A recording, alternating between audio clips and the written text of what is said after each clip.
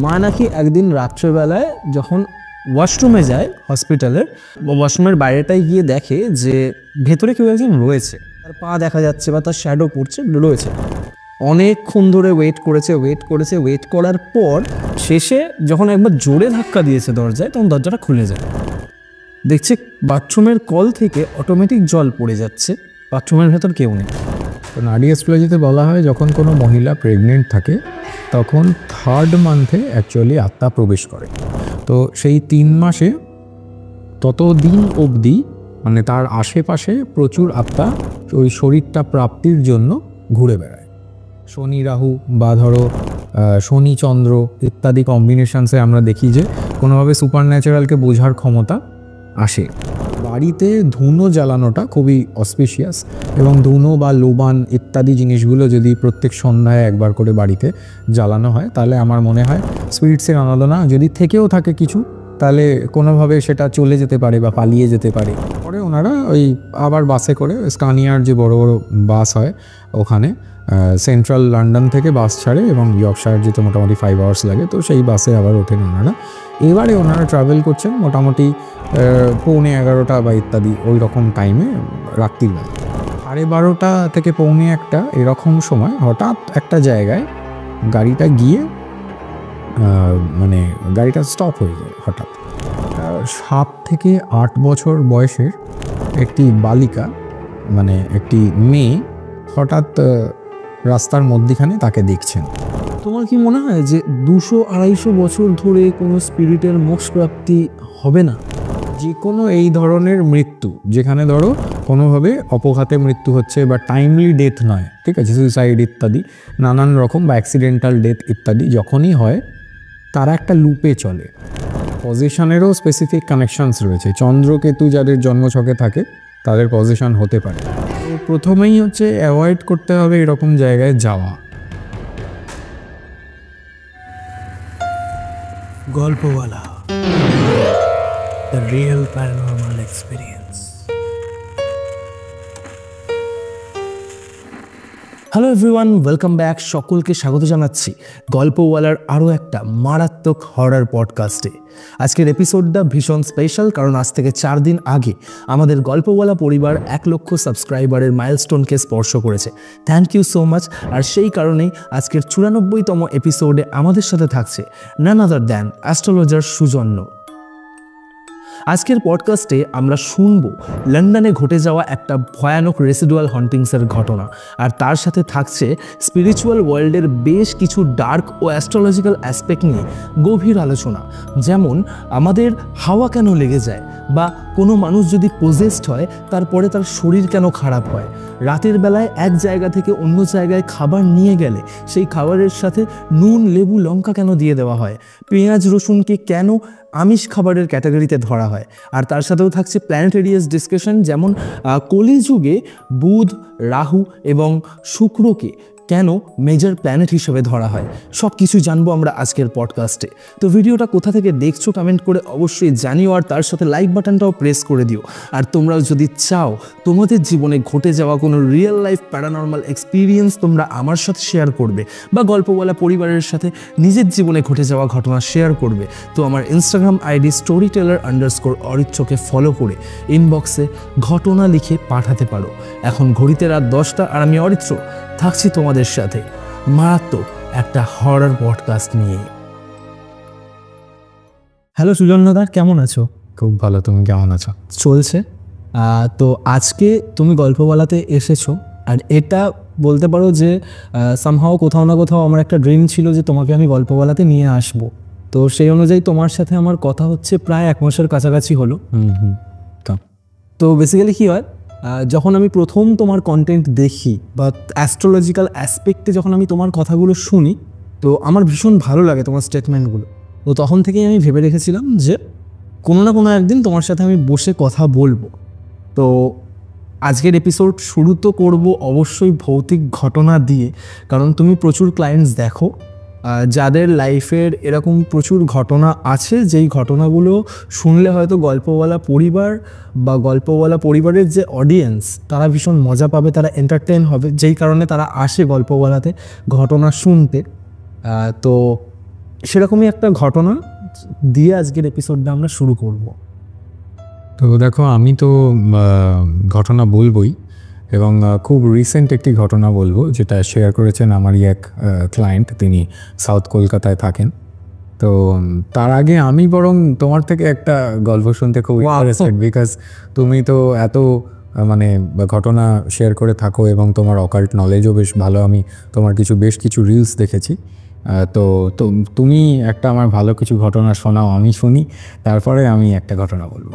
তো আজকে তুমি যখন আমার কাছ থেকে ঘটনা শুনতে চেয়েছো, এই ঘটনাটা আমি কোথাও বলিনি, ঠিক আছে? কারণ এটা আমি কোনো ঘটনা বলবো না। আর যেহেতু তুমি একজন অ্যাস্ট্রোলজার, দি অ্যাস্ট্রোলজার সুজন্য বেসিক্যালি, তো তোমাকে এমনই একটা কথা বলবো, কিছু কথা আমি বলবো। এটা সেই হসপিটালের কেস যেই হসপিটালে আমার জন্ম হয়েছে, ঠিক আছে? তো ব্যাপারটা কি হয়, এটা গতকালই আমি ব্যাপারটা আরও অন ডেপথ জানতে পারি। আমি আর আমার গার্লফ্রেন্ড যাচ্ছিলাম একটু ঘুরতে, তো স্কুটিটা নিয়ে আমরা একটা দোকানের সামনে দাঁড় করাই। তো সেখানে ওই হসপিটালটাও রয়েছে। যারা আমার আশপাশ থেকে এই পডকাস্টটা দেখছে তারা খুব ভালোভাবে বুঝতে পারবে আমি কোন হসপিটালের কথা বলছি। সেই হসপিটালটার গাইনোলজিক্যাল ডিপার্টমেন্টটা হন্টেড। ওকে, তো ব্যাপারটা যে হন্টেড এটা আমি এতটা কনফার্ম ছিলাম না, কারণ যেহেতু ওই হসপিটালেই আমার জন্ম হয়েছে, আমি আমার মায়ের কাছ থেকে বেশ কিছু ঘটনা শুনেছিলাম যখন আমি ছোট ছিলাম। তো তখন ওই আমার গার্লফ্রেন্ডকে নিয়ে যখন আমি যাচ্ছিলাম, তখন আমি ওকেই বলছিলাম যে জানিস তো এই হসপিটালটা না, মানে এই দিকটা আমি শুনেছি এখানে নাকি ভূত আছে। আমি নর্মালি যখন কথা বলি তখন তো আর এই টার্মগুলো ইউজ করি না, যে স্পিরিট, আত্মা, প্রেতাত্মা, ভূত আছে। বলছে ধ্যাত, এরকম হতেই পারে না। আমি বলছি বিশ্বাস কর, এবার মানে মিরাকুলাসলি বা ফর্চুনেটলি আমার গার্লফ্রেন্ডেরও জন্ম ওই হসপিটালে, ঠিক আছে? তো যাই হোক, আমি তখন ওকে বলছি, দিয়ে ওই দোকানটার সামনে যে দাঁড়িয়েছিলাম বললাম, তো ওখানে দাঁড়িয়ে দাঁড়িয়ে বলতে বলতে হঠাৎ করে ওই দোকানে একটা দাদা বসেছিল যে ওই হসপিটালটা সুপারভাইজার। ওকে, তো সে তখন বলে যে না, ও ঠিকই বলেছে, এই হসপিটালটার গাইনোলজিক্যাল ডিপার্টমেন্টটা হন্টেড। তো আমার মা আমায় যে ঘটনাগুলো বলেছিল সেটা হচ্ছে যে যখন মা প্রেগনেন্ট ছিল, বা আমার যখন আমি যখন জন্ম নিয়েছি, তখন কি হয়, আজ থেকে প্রায় 28 বছর আগে, তখন তো আর এত বেশি ফেসিলিটিস ছিল না। তো তখন কি হয়, মা নাকি একদিন রাত্রেবেলায় যখন ওয়াশরুমে যায় হসপিটালের, তো ওয়াশরুমের বাইরে থেকে গিয়ে দেখে, মানে ওয়াশরুমের বাইরেটায় গিয়ে দেখে যে ভেতরে কেউ একজন রয়েছে।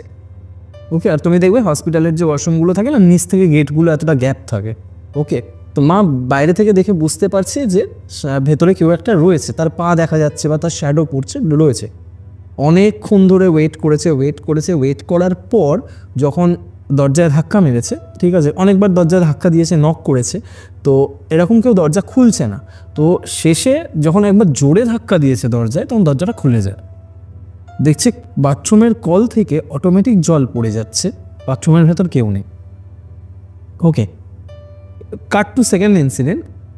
আমার বাড়ির উল্টো দিকের একজন মহিলা, সে ওই গাইনোলজিক্যাল প্রবলেম নিয়েই ওই হসপিটালে ভর্তি হয়েছিল, ঠিক আছে? রাত্রের বেলা ওনাকে ওয়াশরুম যেতে হয়, উনি ওয়াশরুমে যান। যখন উনি ওয়াশরুমে এরকম ঘোরেন, মানে টার্ন নেন, মানে ওনার যেই কারণে উনি গেছিলেন, তখন ওনার কাজ হয়ে যায়, উনি টার্ন নেন, উনি দেখেন ওনার পেছনে একজন মহিলা দাঁড়িয়ে রয়েছেন। ওকে, যে মহিলা দাঁড়িয়ে রয়েছেন তার মাথায় ঘোমটা দেওয়া, মানে এরকম মুখটা ঢাকা, এবং স্ট্রেট দাঁড়িয়ে রয়েছেন, তার পা দুটো উল্টো। এটা আমি বিশ্বাস করিনি, কিন্তু ততক্ষণ বিশ্বাস করিনি যতক্ষণ আমাদের পুরো পাড়ায় ঘটনাটা ছড়িয়ে গেছে। তখন আমি বিশ্বাস করিনি যে কি না কি বলছে, রাতের বেলায় কি দেখেছে। তখন আমার বয়স মোটামুটি 13-14 বছর যখন আমি এই ঘটনাটা শুনি। কিন্তু অদ্ভুতভাবে ওইটা দেখার পর সেই মহিলার স্ট্রোক হয়ে যায় এবং 2 দিন পর সে মারা যায়।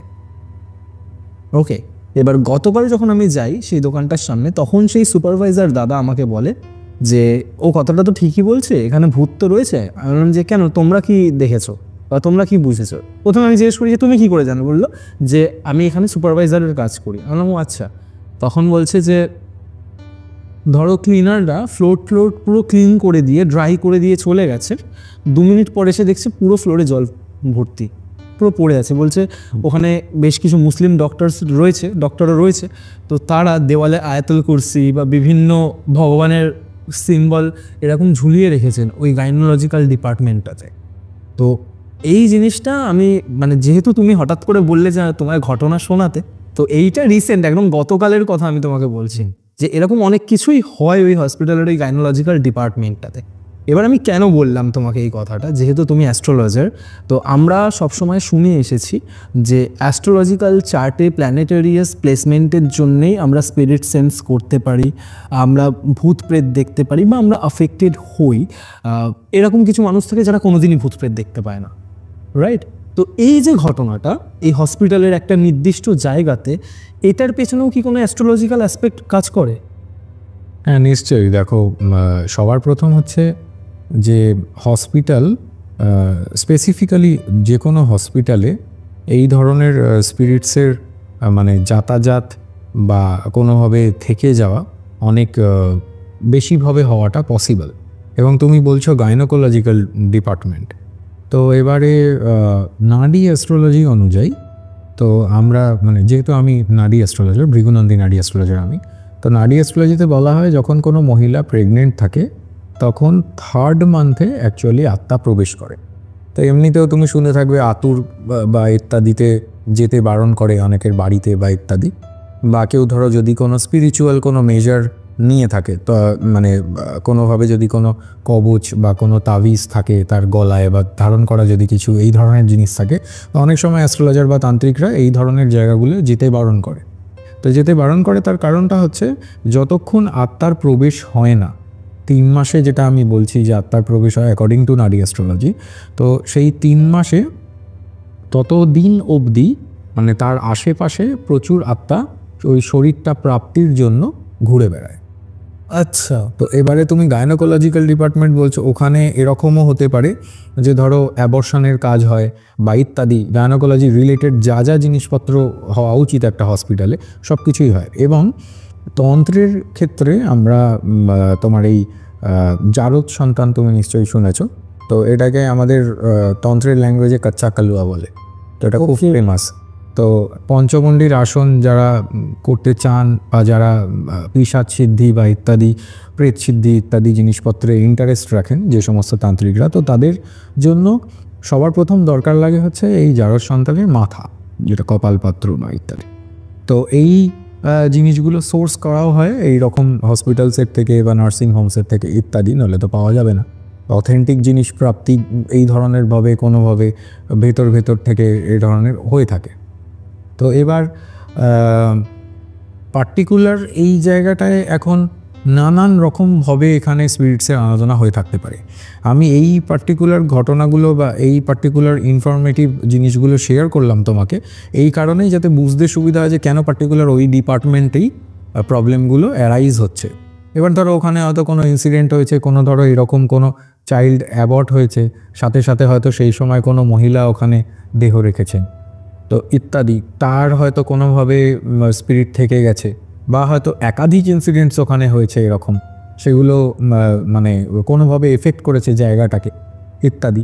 তো এখানে একটা মোস্টলি লুপ হয়ে গেছে কোনোভাবে, যাতে ওখানে স্পিরিটসরা মানে আসা যাওয়া করে বা ইত্যাদি, বা তাদের ওই জায়গাটা ভালো লাগতে শুরু করেছে ইত্যাদি, এরকম নানান রকম কারণবশত ওখানে স্পিরিটসের আরাধনা হতেই পারে। তো এবারে যখন এরকম কিছু হয়, মোস্টলি দেখো চার্টের কানেকশান তো থাকেই, এবং বুঝতে পারার জন্য স্পেসিফিক কানেকশান আছে, যেরকম চন্দ্র রাহু, স্যাটার্ন রাহু বা শনি রাহু বা ধরো শনি চন্দ্র ইত্যাদি কম্বিনেশনসে আমরা দেখি যে কোনোভাবে সুপার ন্যাচারালকে বোঝার ক্ষমতা আসে এবং দেখতে পাওয়ার ক্ষমতা আসে যখন কেতু এবং চন্দ্র একত্রিত থাকে বা ইত্যাদি।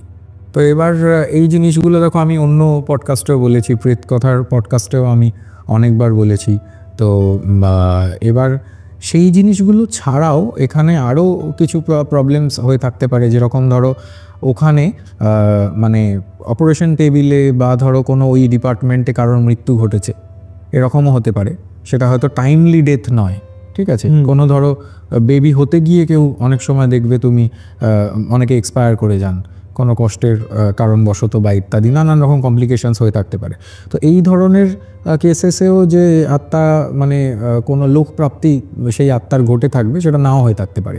হয়তো বাড়ির লোকে শ্রাদ্ধ ঠিকঠাক করেনি, বা ধরো গয়া পিণ্ডদান করেনি, যেটা খুব নেসেসারি, অ্যাকচুয়ালি ধরো যে আমাদের শাস্ত্র মতে আমরা ধরো 11 দিন 13 দিন ইত্যাদি যেটাই আমরা শ্রাদ্ধ পালন করে থাকি, সেটা বেসিক্যালি একটা শোক পালন করার মতন জিনিস, প্রপার শ্রাদ্ধ নয়। প্রপার শ্রাদ্ধ তখনই হয় যখন পরিবারের কোনো নেক্সট জেনারেশনের কেউ গয়া গিয়ে তার পিণ্ডদান করে, আর আদারওয়াইজ সেই শ্রাদ্ধ কমপ্লিট হয় না ততক্ষণ। এবং এটা 1 বছর না কমপ্লিট হলে করাও যায় না, যতদিন কালশৌচ না কাটছে। আজকাল এখন অনেক মানে কর্পোরেট লাইফ লিড করি আমরা, তার জন্য অনেকে 3 মাসে 1 মাসে ইত্যাদি কালশৌচ কাটিয়ে নেয়, but that is not the way. তার কারণ তুমি চাইবে একটা জিনিসকে তাড়াতাড়ি ঘটিয়ে দেওয়ার, যেটা ন্যাচারাল নয়, তো সেটা গয়াতেও মানে না ওনারা, ওখানকার যারা পণ্ডিতজিরা রয়েছেন। তো তারাও বলেন যে 5 বছর কাটিয়ে গয়া পিণ্ডদান করলে তারপরে আত্মা একটা লোক প্রাপ্তি ঘটে তার।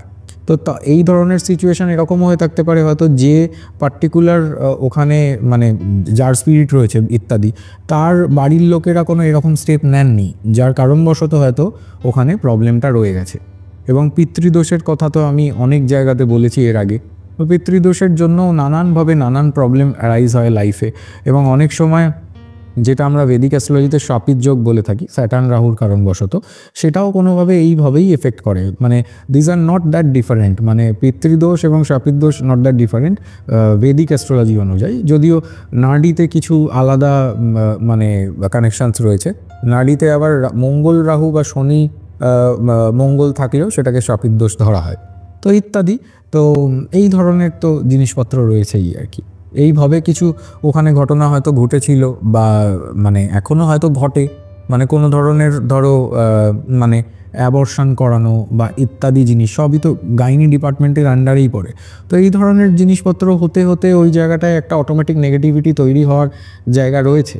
তার কারণ অনেক মানে এবার দেখো, এটাও হতে পারে যে আমি যেটা কথাটা তোমায় বলছিলাম যে হয়তো চাইল্ড বার্থের সময় প্যারেন্ট ওখানে এক্সপায়ার করলো, উল্টোটাও হতে পারে, যার জন্য আমি তোমাকে যাওয়ার সন্তান ইত্যাদি এক্সাম্পলগুলো দিলাম। তো এই ধরনের নানান রকম মানে প্রবলেম হতে পারে আর কি। তো এখন কি হয়েছে সেটা বলা খুব মুশকিল, আনটিল অ্যান্ড আনলেস তারা ওখান থেকে কিছু বলছে বা ইত্যাদি। তবে এরকম যদি হয়ে থাকে এটা অস্বাভাবিক কিছু নয়।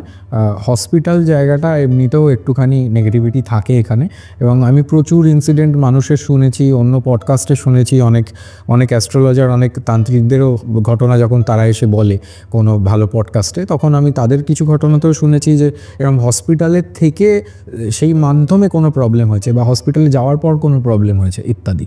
তো এই আর কি। তো আমার ঘটনার কনক্লিউশন আমি তোমার কাছ থেকে পেলাম, এবার আমি তোমার কাছ থেকে একটা ঘটনা শুনতে চাই। তবে ঘটনায় যাওয়ার আগে আমি একটা ছোট্ট মানে রেমেডি বলবো না, মানে kind of remedy but not a মানে প্রপার রেমেডি। তো এই ধরনের কেসেসে যখন ধরো কোনো বাড়িতেও কোনো এরকম স্পিরিট অ্যাটাকস হচ্ছে বা কোনোভাবে কেউ কিছু দেখতে পাচ্ছে বা কোনো ফিলিংস পাচ্ছে ইত্যাদি, তো তখন দুটো আমি সাজেশনস রাখছি। একটা হচ্ছে দেখবে বজরংবলী টেম্পলে, মানে হনুমানজির টেম্পলে গেলে দেখবে অনেক সময় কি হয়, দুটো মূর্তি থাকে। একটা মূর্তি পুরোহিত যিনি রয়েছেন উনি পুজো করেন, আর আরেকটা দেখবে বাইরে পাথরের বা দেয়ালের দিকে কোনো আরেকটা মূর্তি থাকে, যেখানে নর্মালি মানুষজন এসে ওখানে চোলা চড়িয়ে যায়। চোলা মানে হচ্ছে বেসিক্যালি মেটে সিঁদুর, যেটা কমলা রঙের হয়, তার সাথে চামেলি তেল মিশিয়ে একটা পেস্ট করে এই প্রলেপটা ঠাকুরের গায়ে লাগায়। ছেলেরাই লাগায়, মেয়েরা ঠাকুরের গায়ে হাত দেয় না। তো ছেলেরা লাগায় এই জিনিসটা, এবং তারা কোনো মন্ত্র পাঠ করতে করতে করে বা হনুমান চালিসা পড়তে পড়তে করে বা জয় শ্রীরাম বলতে বলতেও করে। তো এটা মঙ্গলবার দিন করে করা উচিত বা করা হয়। তো এবার ওই যে চোলাটা লাগানো রয়েছে, কমলা সিঁদুরটা যেটা গায়ে লাগানো রয়েছে ঠাকুরের, সেখান থেকে যদি কেউ মানে শোল্ডারের থেকে সিঁদুর অল্প পরিমাণে কালেক্ট করে নিয়ে চলে আসে এবং সেই সিঁদুর দিয়ে তিলক কাটে এভরিডে, তাহলে অনেক সময় ইভিল স্পিরিটস চট করে কোনো ক্ষতি করতে পারে না। এটা মানে খুব এফেক্টিভ রেমেডি। সেকেন্ডলি, খুব নেগেটিভিটির কারণবশতও অনেক সময় আমরা এই ধরনের স্পিরিট মানে কোনোভাবে কাছে চলে আসতে পারে। ধরো কেউ মানে চান করছে না 3-4 দিন, ঠিক আছে, মানে এমনিতেই করছেন, আমার নট নেসেসারি কি তাকে কেউ পজেস করেছে বা তার আশেপাশে কোনো প্রচুর মানুষ তো effect আছে। থাকে। অনেক এরকম মানুষ আছে যারা এটা করে, তো শীতকাল পড়লে স্নান করলে হ্যাঁ, তো ইত্যাদি এরকম কন্ডিশনেও হঠাৎ করে বেশি নেগেটিভিটি তাদের আশেপাশে চলে আসতে পারে। এবং এই কারণবশত এখানে আমি সন্দক লবণ মানে পিঙ্ক রক সল্ট স্নানের জলে মিশিয়ে স্নান করা রেকমেন্ড করব, তাতে যাতে নেগেটিভিটিটা চট করে চলে যায়, মানে হঠাৎ একটু ল্যাথার্জি ফিল করা বা ইত্যাদি এগুলো হয়ে থাকবে যদি অবভিয়াসলি স্নান না করে সে। এবং এটা বাদ দিয়ে আরও একটি জিনিস, সেটা হচ্ছে বাড়িতে ধুনো জ্বালানোটা খুবই অসপিশিয়াস। এবং ধুনো বা লোবান ইত্যাদি জিনিসগুলো যদি প্রত্যেক সন্ধ্যায় একবার করে বাড়িতে জ্বালানো হয়, তাহলে আমার মনে হয় স্পিরিটসের আনাদনা যদি থেকেও থাকে কিছু, তাহলে কোনোভাবে সেটা চলে যেতে পারে বা পালিয়ে যেতে পারে বা ওখানে পজিটিভ ভাইব্রেশন বাড়তে পারে ইত্যাদি। তো এবার মানে তোমার চ্যানেলের যে মেন মানে কন্টেন্টের মানে জিনিস, সেটা হচ্ছে স্পেসিফিক মানে হরর স্টোরি। তো আমি এই ধরনের একটা ঘটনা আজকে শেয়ার করব তোমার সাথে। সেটা হচ্ছে খুব রিসেন্ট আমার একটি ক্লায়েন্ট এসেছিলেন, তিনি সাউথ কলকাতায় বর্তমানে থাকেন, বয়স মোটামুটি ইন 40s মানে লেট 40s। তো উনি মানে ওনার জন্মছকে এরকম একটা কানেকশান রয়েছে যে উনি এরকম মানে কোনোভাবে মানে কোনো স্পিরিটের সাথে কোনো এনকাউন্টার হওয়া ইত্যাদির কিছু কানেকশান আছে। তো আমি ইউজুয়ালি এরকম কথা মানে প্রেডিকশানেই আমি বলে দিই, যখন ধরো কেউ কনসাল্ট করাতে গেলো, তো আমি তাকে বলি যে আপনার কিন্তু এরকম কোনো অশরীরীকে দেখতে পাওয়ার যোগ জন্মছকে আছে। তো তখন উনি বলছেন যে হ্যাঁ আমি তো দেখেছি, আমি 2বার এরকম আমার ইনসিডেন্ট হয়েছে। তো তখন উনি একটা ইনসিডেন্ট আমাকে শেয়ার করেন, সেই ইনসিডেন্টটা আমি বলবো। তো ঘটনাটা হচ্ছে হয় 2016 সালে ওনার সাথে। উনি তখন অকল্যান্ডে থাকতেন, নিউজিল্যান্ড। তো ওনার চাকরির সূত্রে ওখানে উনি থাকতেন এবং ওনার দাদা থাকতো লন্ডনে। তো উনি দাদার কাছে ঘুরতে গেছেন কোনো একটা সময়। তো ঘুরতে গেছেন এবং দাদার বেসিক্যালি হচ্ছে ক্যাব রিলেটেড কোনো বিজনেস আর কি, যেরকম আমরা আজকাল এখানেও বর্তমান সময়ে আমরা অ্যাপস ইউজ করি, cab related apps, Uber, inDrive ইত্যাদি। তো সেই ধরনের কোনো একটা অ্যাপ ওনার ছিল এবং ওনার এই ক্যাবস রিলেটেড বিজনেস। তো উনি এখন হঠাৎ মানে দাদার কাছে গেছেন, ঘুরতে গেছেন। তো ঘুরতে গিয়ে এবং ওনার এই দাদা সাইড বিজনেস হিসেবে ইন্ডিয়ান স্পাইসেসেরও কিছু বিজনেস করতেন। শ্রীলঙ্কা থেকে, কেরালা থেকে উনি স্পাইসেস নিয়ে কোনোভাবে মানে এক্সপোর্ট করিয়ে ওটা বিক্রি করতেন লন্ডনে বা সারাউন্ডিং পার্টসে। তো এবার উনি তখন বলে যে ভাই তুই একটা আমার ছোট কাজ করে দিবি, তো তুই একটুখানি আমার একজনের সাথে কথা হয়েছে, সে কিছু স্পাইসেস কিনতে চায়, মশলা কিনতে চায়।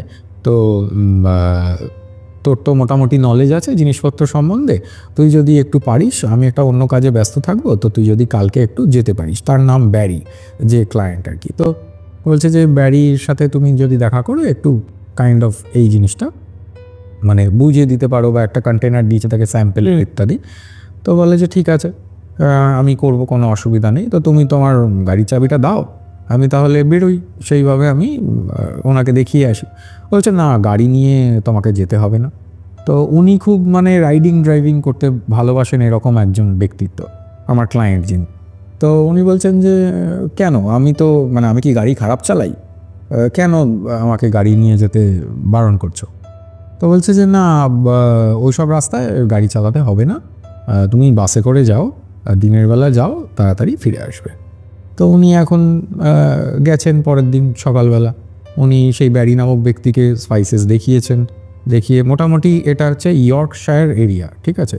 তো লন্ডন থেকে ইয়র্কশায়ার যেতে মোটামুটি 5 ঘন্টা টাইম লাগে। তো উনি ভোরে বেরিয়েছেন, উনি চলে গেছেন, মানে বেলার দিকেই পৌঁছে গেছেন এবং কাজ সেরে উনি আবার ওখান থেকে ব্যাক করে চলে এসেছেন ওই দিন। তো এবার 2 থেকে 3 দিন পরে ওই ব্যক্তি মানে ব্যারি যিনি, যার নাম, তো উনি কল করেছেন ওনার দাদাকে, বলেছেন যে আমি I am happy with the quality of the spices, তো আমি এরকম পারচেস করতে চাই একটা সার্টেন কোয়ান্টিটি। তো তার সূত্রে আমি কিছু অ্যাডভান্স করব বা ইত্যাদি, ওনাদের মধ্যে যা কাজের সূত্রে কথা হয়েছে, তো সেটা ওনারা প্রসিড করবেন আর কি। তো তখন দাদা বলছেন যে আচ্ছা ঠিক আছে, তাহলে তুমিও চলো আমার সাথে, আমরা দুজনে মিলে যাই। গিয়ে আমরা অ্যাডভান্সটা নিয়ে আসি এবং যেভাবেই উনি প্রসিড করতে বলছেন ওনার সাথে বসে কথা বলি ইত্যাদি। তো তখন আবার আমার ক্লায়েন্ট যিনি উনি বলছেন যে তাহলে চলো এবারে না হয় তুমি গাড়ি চালিও, তো গাড়িটা নিয়েই চলো। তখন উনি একটু রেগে গেলেন। উনি রেগে গিয়ে বলছেন, না দাদা রেগে গিয়ে বলছেন যে না না তোমাকে আমি বললাম না ওখানে গাড়ি নিয়ে যাওয়ার কোনো দরকার নেই, তুমি বারবার এক কথা কেন বলছো আমাকে। তো উনি তখন বললেন যে না ঠিক আছে, উনি কিছু বুঝতে পারলেন যে হঠাৎ রেগে যাচ্ছে কেন বা ইত্যাদি। তো যাই হোক মোট কথা তারপরে ওনারা ওই আবার বাসে করে স্কানিয়ার যে বড় বড় বাস হয় ওখানে সেন্ট্রাল লন্ডন থেকে বাস ছাড়ে এবং ইয়র্কশায়ার যেতে মোটামুটি 5 আওয়ার্স লাগে, তো সেই বাসে আবার ওঠেন ওনারা। এবারে ওনারা ট্রাভেল করছেন মোটামুটি 11:45 বা ইত্যাদি ওই রকম টাইমে রাত্রির বেলা। তো এবার ট্রাভেল করছেন এবং মানে আমার ক্লায়েন্ট উনি বসেছিলেন আইলের দিকে। তো স্কানিয়ার যে বাসগুলো হয় সেগুলোতে মোটামুটি সামনের দিকটা কাঁচগুলো অনেক বড় থাকে আর অনেক নিচু থাকে সিটগুলো, সো মানে সামনে ভিজিবিলিটিটা খুব ভালো থাকে, রাস্তায় কি হচ্ছে না হচ্ছে সব কিছু দেখা যায়।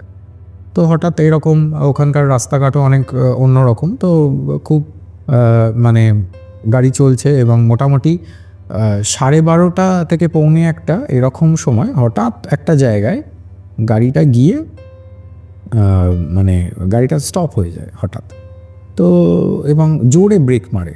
তো মোস্টলি গাড়িতে সবাই ঘুমোচ্ছেন, যেরকম উনি ঘটনাটা এলাবোরেট করেছেন আমাকে। তো ওনার দাদাও ঘুমোচ্ছেন, উনি ঘুমোতে পারছেন না, ওনার ঘুম হয় না বাসে। তো এবার মোস্টলি এগুলো মানে ওই সিস্টেমটা এরকম থাকে, বসার যেরকম মানে সেমি স্লিপার কাইন্ড অফ একটা সিটিং অ্যারেঞ্জমেন্ট থাকে এইসব বাসে। তো উনি এবারে একটু ঘাড় মানে এই দিকে মানে কি বলবো আইলে বসেছেন, তো একটুখানি ঘাড় ঘুরিয়ে মানে উনি দেখছেন সামনে কি হচ্ছে, মানে হঠাৎ করে এত জোরে কেন ব্রেক মারলো। তো উনি বর্ণনা দিচ্ছেন যে ওখানে একটা 7 থেকে 8 বছর বয়সের একটি বালিকা মানে একটি মেয়ে হঠাৎ রাস্তার মধ্যিখানে তাকে দেখছেন এবং সেই মেয়েটি একটা ড্রেস পরে আছে মোটামুটি মানে সেই ড্রেসটা হবে মানে 17th সেঞ্চুরিতে যেরকম ড্রেসেস পরা হতো, যেগুলো আমরা মুভিজে দেখে থাকি, পৌরাণিক মানে ব্রিটিশ মুভিজ বা ইত্যাদিতে দেখে থাকি আমরা, সেরকম ড্রেস পরে রয়েছে। এবং তিনি বলছেন যে ব্রিটিশরা তো দেখো এমনিতেই খুব ফর্সা হয়, কিন্তু এটা মানে যেন আরও 3টে কোট বেশি ফর্সা, মানে শরীরে রক্ত না থাকলে যেরকম হয় সেরকম, এবং ড্রেসটার মধ্যে একটু ময়লা টয়লা লেগে রয়েছে এরকম। তো এরকম একটি মেয়ে আকাশে, হ্যাঁ ফ্যাকাশে, এক্স্যাক্টলি ফ্যাকাশে ইজ দ্য ওয়ার্ড। তো ফ্যাকাশে এরকম দেখতে একটি মেয়ে ওখানে মানে কোনোভাবে রাস্তার মধ্যেখানে দাঁড়িয়ে আছে এবং খুব মিচকি মিচকি হাসছে বা মৃদু একটা হাসি তার মুখে, তাকাচ্ছে বাসটার দিকে, আবার হাসছে, একটু ঘোরাফেরা করছে রাস্তার মধ্যেই। এবং উনি বলছেন যে বাসের যিনি ড্রাইভার বা যিনি মানে মানে অ্যাসিস্ট্যান্ট আর কি ড্রাইভারের, তো এরা তখন মানে কিছু মানে তাদের ল্যাঙ্গুয়েজে কিছু প্রেয়ার্স করছেন। ইউজুয়ালি কি হয় এই ধরনের মানে দূরপাল্লার বাসগুলো ওখানকার মানে যারা স্ক্যান্ডিনেভিয়ান কান্ট্রিজগুলোর থেকে আসেন, মানে পর্তুগাল ইত্যাদি মানে মানে ফর্মার ইউএসএসআর কান্ট্রিজ যেগুলো রয়েছে তার সেগুলোর থেকে আসে, ইউক্রেন ইত্যাদি। তো এবারে বলছেন যে ওরা কী ভাষায় প্রেয়ার করছে আমি বুঝতে পারছি না, mostly Spanish because they are Portuguese মানে ড্রাইভার বা অ্যাসিস্ট্যান্ট ইত্যাদি। তো ওরা কন্টিনিউ প্রেয়ার করছে এবং সামনে আমি দেখছি কি একটা মেয়ে এরকম হাঁটাহাঁটি করছে আর হাসছে মাঝের মধ্যে। তো এটা ইনসিডেন্টটা মোটামুটি 10-15 মিনিটস মানে এরকম হয় এবং সাথে সাথে তারপরে মেয়েটি মানে রাস্তার একটা পাশ থেকে এসেছিল আর কি, দিয়ে আর একটা পাশে মানে নিচের দিকে নেবে চলে যাচ্ছে এরকম উনি দেখেন। এবার নিচের দিকে যে চলে যাচ্ছে সেখানে বেসিক্যালি কোনো জায়গা নেই, মানে কোনো ড্রেনেজ সিস্টেম আছে, সেই দিকে হেঁটে চলে যাচ্ছে আর কি। তো তারপরে মানে বাসটা চালু করেন ওরা আবার মানে ড্রাইভার, এবং খুব মানে আরও বেশি জোরে চালায় তারা, এবং তারা মানে যেটা টাইম ছিল পৌঁছানোর তার থেকে মোটামুটি 15 মিনিট 1 ঘন্টা আগে জায়গায় পৌঁছে দেন। তো এবার মানে কোনোভাবে ওনার দাদা জেগে ওঠেন ওই বাস চলতে চলতে, এবং তখন ওনাকে একটা মানে এরকম হয় না আমরা পিঠ চাপড়ে বলি কী রে কী করছিস, মানে এরকম ব্যাপার। তো উনি তখন বলছেন যে কী রে তোকে আমি বাইরে এরকম দেখতে বলেছি, তুই কী দেখছিস বাইরে? বলছে যে না না আমি তো একটা মেয়ে দেখলাম এরকম বাচ্চা মেয়ে এরকম হঠাৎ করে বাসটা দাঁড়িয়ে গেল। তো আমি মাথা একটু সরিয়ে দেখছিলাম যে কি হচ্ছে, মানে কেন দাঁড়ালো হঠাৎ মাঝ রাস্তায় এরকম। তো বলছে যে তোকে তো আমি এই জন্যই বারণ করেছিলাম দেখতে, তোকে তো এইগুলো দেখতে আমি বলিনি। তো এবারে জায়গায় নামার পরে ওনারা যেহেতু আর্লি মর্নিং পৌঁছে গেছেন, তো ওই ব্যারি নামক ব্যক্তিকে আবার কল করেন, তিনি এসে ওনাদেরকে একটুখানি বিশ্রাম করার জায়গাটাকে দেন, উনি এসে হেল্প করেন। তো তারপরে ওখানে কিছু কথাবার্তা বলার পরে সকালবেলা ওনারা একটা 7-Eleven গিয়ে, 7-Eleven হচ্ছে আমাদের এখানকার স্পেন্সার্স কাইন্ড অফ একটা স্টোর, খুব ফেমাস ওয়ার্ল্ড ওয়াইড। তো ওখানে গিয়ে একটা কাপ অফ কফি আর একটা সিগারেট ওনাকে স্মোক করতে দেন ওনার দাদা। তো বলছে যে this is for a change, মানে দাদা কখনো আমাকে নিজে অফার করে এরকম সিগারেট দেয়নি টু স্মোক আপ। তো উনি বলছেন যে এটা আমার কাছে খুব শকিং হয়, বাট উনি এরকম করেন। করার পরে আমি সিগারেটটাকে একটু মানে রিল্যাক্সড ফিল করি, এবং তখন দাদা আমাকে বলেন যে তুই কিন্তু গতকালকে মানে ওই টাইমে তুই ভূত দেখেছিস, তো এই জন্যই তোকে আমি বারণ করছিলাম। তো তখন উনি আরও কথার পরিপ্রেক্ষিতে জিজ্ঞেস করেন যে কেন, মানে বা ওই জায়গাটায় মানে কী এরকম আছে বা কী ইত্যাদি। তো বেসিক্যালি ওই ইয়র্কশায়ার টেরিটরিটায় একটা বড় গ্রেভিয়ার্ড আছে, হুইচ ইজ 1000 years old, মানে 1000 বছর পুরনো একটা গ্রেভিয়ার্ড আছে। তো সেটা উনি তখন ডিসক্লোজ করেন, এই দাদা যিনি রয়েছেন, এবং উনি বলেন যে একদিকে রেস কোর্স আছে আর একদিকে হচ্ছে এই গ্রেভিয়ার্ডটা আছে। তো তুই যেটা দেখেছিস, মেয়েটি রেস কোর্সের দিক থেকে এসে গ্রেভিয়ার্ডের দিকে যাচ্ছিল, এবং এই ধরনের ইনসিডেন্ট এই রাস্তায় অনেকবারই হয়ে থাকে বা হয়েছে, সেই কারণবশত আমি তোকে গাড়ি নিয়ে এখানে আমি আসতে দিইনি। তো এবার ওনারা মোটামুটি 9টা নাগাদ সকালবেলা ওনারা আবার ব্যাক করার জন্য প্রস্তুতি নেন। তো ওখানে কাজ মিটিয়ে ওনারা ব্যাক করবেন। যে বাসে আবার ওনারা উঠেছেন, সেই বাসে ওঠার পর থেকে এই মানে আমার ক্লায়েন্টের ওনার হঠাৎ জ্বর আসে, এবং সেটা প্রায় 103-এর কাছাকাছি জ্বর উনি যেটা উল্লেখ করেছেন। উনি বলছেন যে আমি যাওয়া অবধি আমার জ্বর কমেনি, এবং প্রায় 3 দিন মতো আমার জ্বরটা ছিল। এবং আমি যখন পৌঁছে গেছি সেন্ট্রাল লন্ডনে, ওখানে আবার আমার দাদা ওনার বাড়িতে নিয়ে যায়। তো সেখানে এক পাদ্রীকে ডেকে আনেন। তো তাকে পুরো ইনসিডেন্টটা বলা হয়, এবং সে কিছু ওখানে ঝাড়ফুঁক করেন এবং কিছু প্রেয়ার্স করেন, সাথে সাথে কিছু জল ইত্যাদি ওনাকে স্নান করতে দিয়েছিল বা কিছু অ্যাপ্লিকেশান কিছু করতে দিয়েছিল। তারপরে ওনার জ্বরটা ঠিক হয়, এবং that is the story he share to me. Okay, তো এই যে ঘটনাটা তুমি বললে, ঘটনাটা লন্ডনে ঘটেছে, ইয়র্কশায়ার টেরিটরিতে, যেখানে একটা 1000 years-এর পুরনো গ্রেভিয়ার্ড রয়েছে। তো তোমার ক্লায়েন্টের দাদা তাকে এটা বললো যে সে রেস কোর্স থেকে এসে, মানে যে এন্টিটিটাকে তোমার ক্লায়েন্ট দেখেছিলেন, সে রেস কোর্স থেকে এসে গ্রেভিয়ার্ডের দিকে চলে গেল। এই ঘটনার শুরুতেই তুমি একটা কথা বলেছিলে যে তোমার ক্লায়েন্ট তোমাকে যেটা বলেছে যে যে স্পিরিট বা এন্টিটিকে সে দেখেছে তার পরনে ছিল প্রায় 17th century একটা ড্রেস আপ, যা দেখলে তো বোঝাই যায়। তো তোমার কি মনে হয় যে 200-250 বছর ধরে কোনো স্পিরিটের মোক্ষপ্রাপ্তি হবে না? দেখো, এখন এরকম অনেক কানেকশনস জন্মছকে থাকে, যেটার মাধ্যমে আমরা বুঝতে পারি যে কোনোভাবে নেক্সট কোনো লাইফ প্রাপ্তি হবে কি হবে না। ওকে, এরকম ধরো খুব নেগেটিভ কন্ডিশনসে আমরা দেখে থাকি লগ্নের সাথে সেম ত্রিকোণে, মানে যেহেতু আমি নাডি অ্যাস্ট্রোলজার, তো আমরা ত্রিকোণকে একটা কনজাংশনে ধরে নিই, এটা একটা পার্টিকুলার টেকনিক অফ নাডি অ্যাস্ট্রোলজি। তো এই টেকনিকে যখন আমরা দেখি কোনোভাবে কেতু, মঙ্গল এবং চন্দ্রের কোনো ইউতি হয়, কনজাংশন হয়, তখন আমরা আমি এই ধরনের প্রেডিকশন করেও থাকি যে কোনোভাবে সুইসাইডাল মেন্টালিটি তার আসতে পারে, এবং অনেকে এই কন্ডিশনে সুইসাইড করেও ফেলে। এই ধরনের এর কিছু কেস স্টাডিও আমরা আমার যিনি গুরু আছেন ওনার সাথেও আমরা অনেক টাইমে আমরা ডিসকাস করেছি এগুলো রিলেট করে, এবং সাথে সাথে তারা একটু আত্মঘাতীও হয়, সেলফ হার্ম করা ইত্যাদি হ্যাবিট থাকে। দেখবে অনেকে একটু হাত কেটে নেয়, মনে কষ্ট পেলে হয়তো দেয়ালে 2 পাঞ্চ মেরে নিল, এরকমও নানান রকম মানুষজন হয়। তো তাদের এই ধরনের কানেকশন থাকে, নট নেসেসারি সেটা অ্যাসেন্ডেন্টের সাথে কানেক্টেড থাকবে। অ্যাসেন্ডেন্টের সাথে লগ্নের সাথে কানেক্ট যদি হয়ে যায়, তাহলে এটা আরও মারাত্মকভাবে এফেক্ট করতে পারে, যেখানে সুইসাইড ইজ পসিবল। এবারে যে কোনো এই ধরনের মৃত্যু, যেখানে ধরো কোনোভাবে অপঘাতে মৃত্যু হচ্ছে বা টাইমলি ডেথ নয়, ঠিক আছে, সুইসাইড ইত্যাদি নানান রকম বা অ্যাক্সিডেন্টাল ডেথ ইত্যাদি যখনই হয়, তারা একটা লুপে চলে। তুমিও বিভিন্ন ঘটনা বলতে বা বলার সময় হয়তো তুমি শুনেছো, বা বিভিন্ন রকম হরর ফিল্ম ভগবদ গীতাতেও এটা লেখা আছে যে একদম তার রিমেইনিং আয়ুটা অবধি তাকে একটা লুপে চলতে হবে।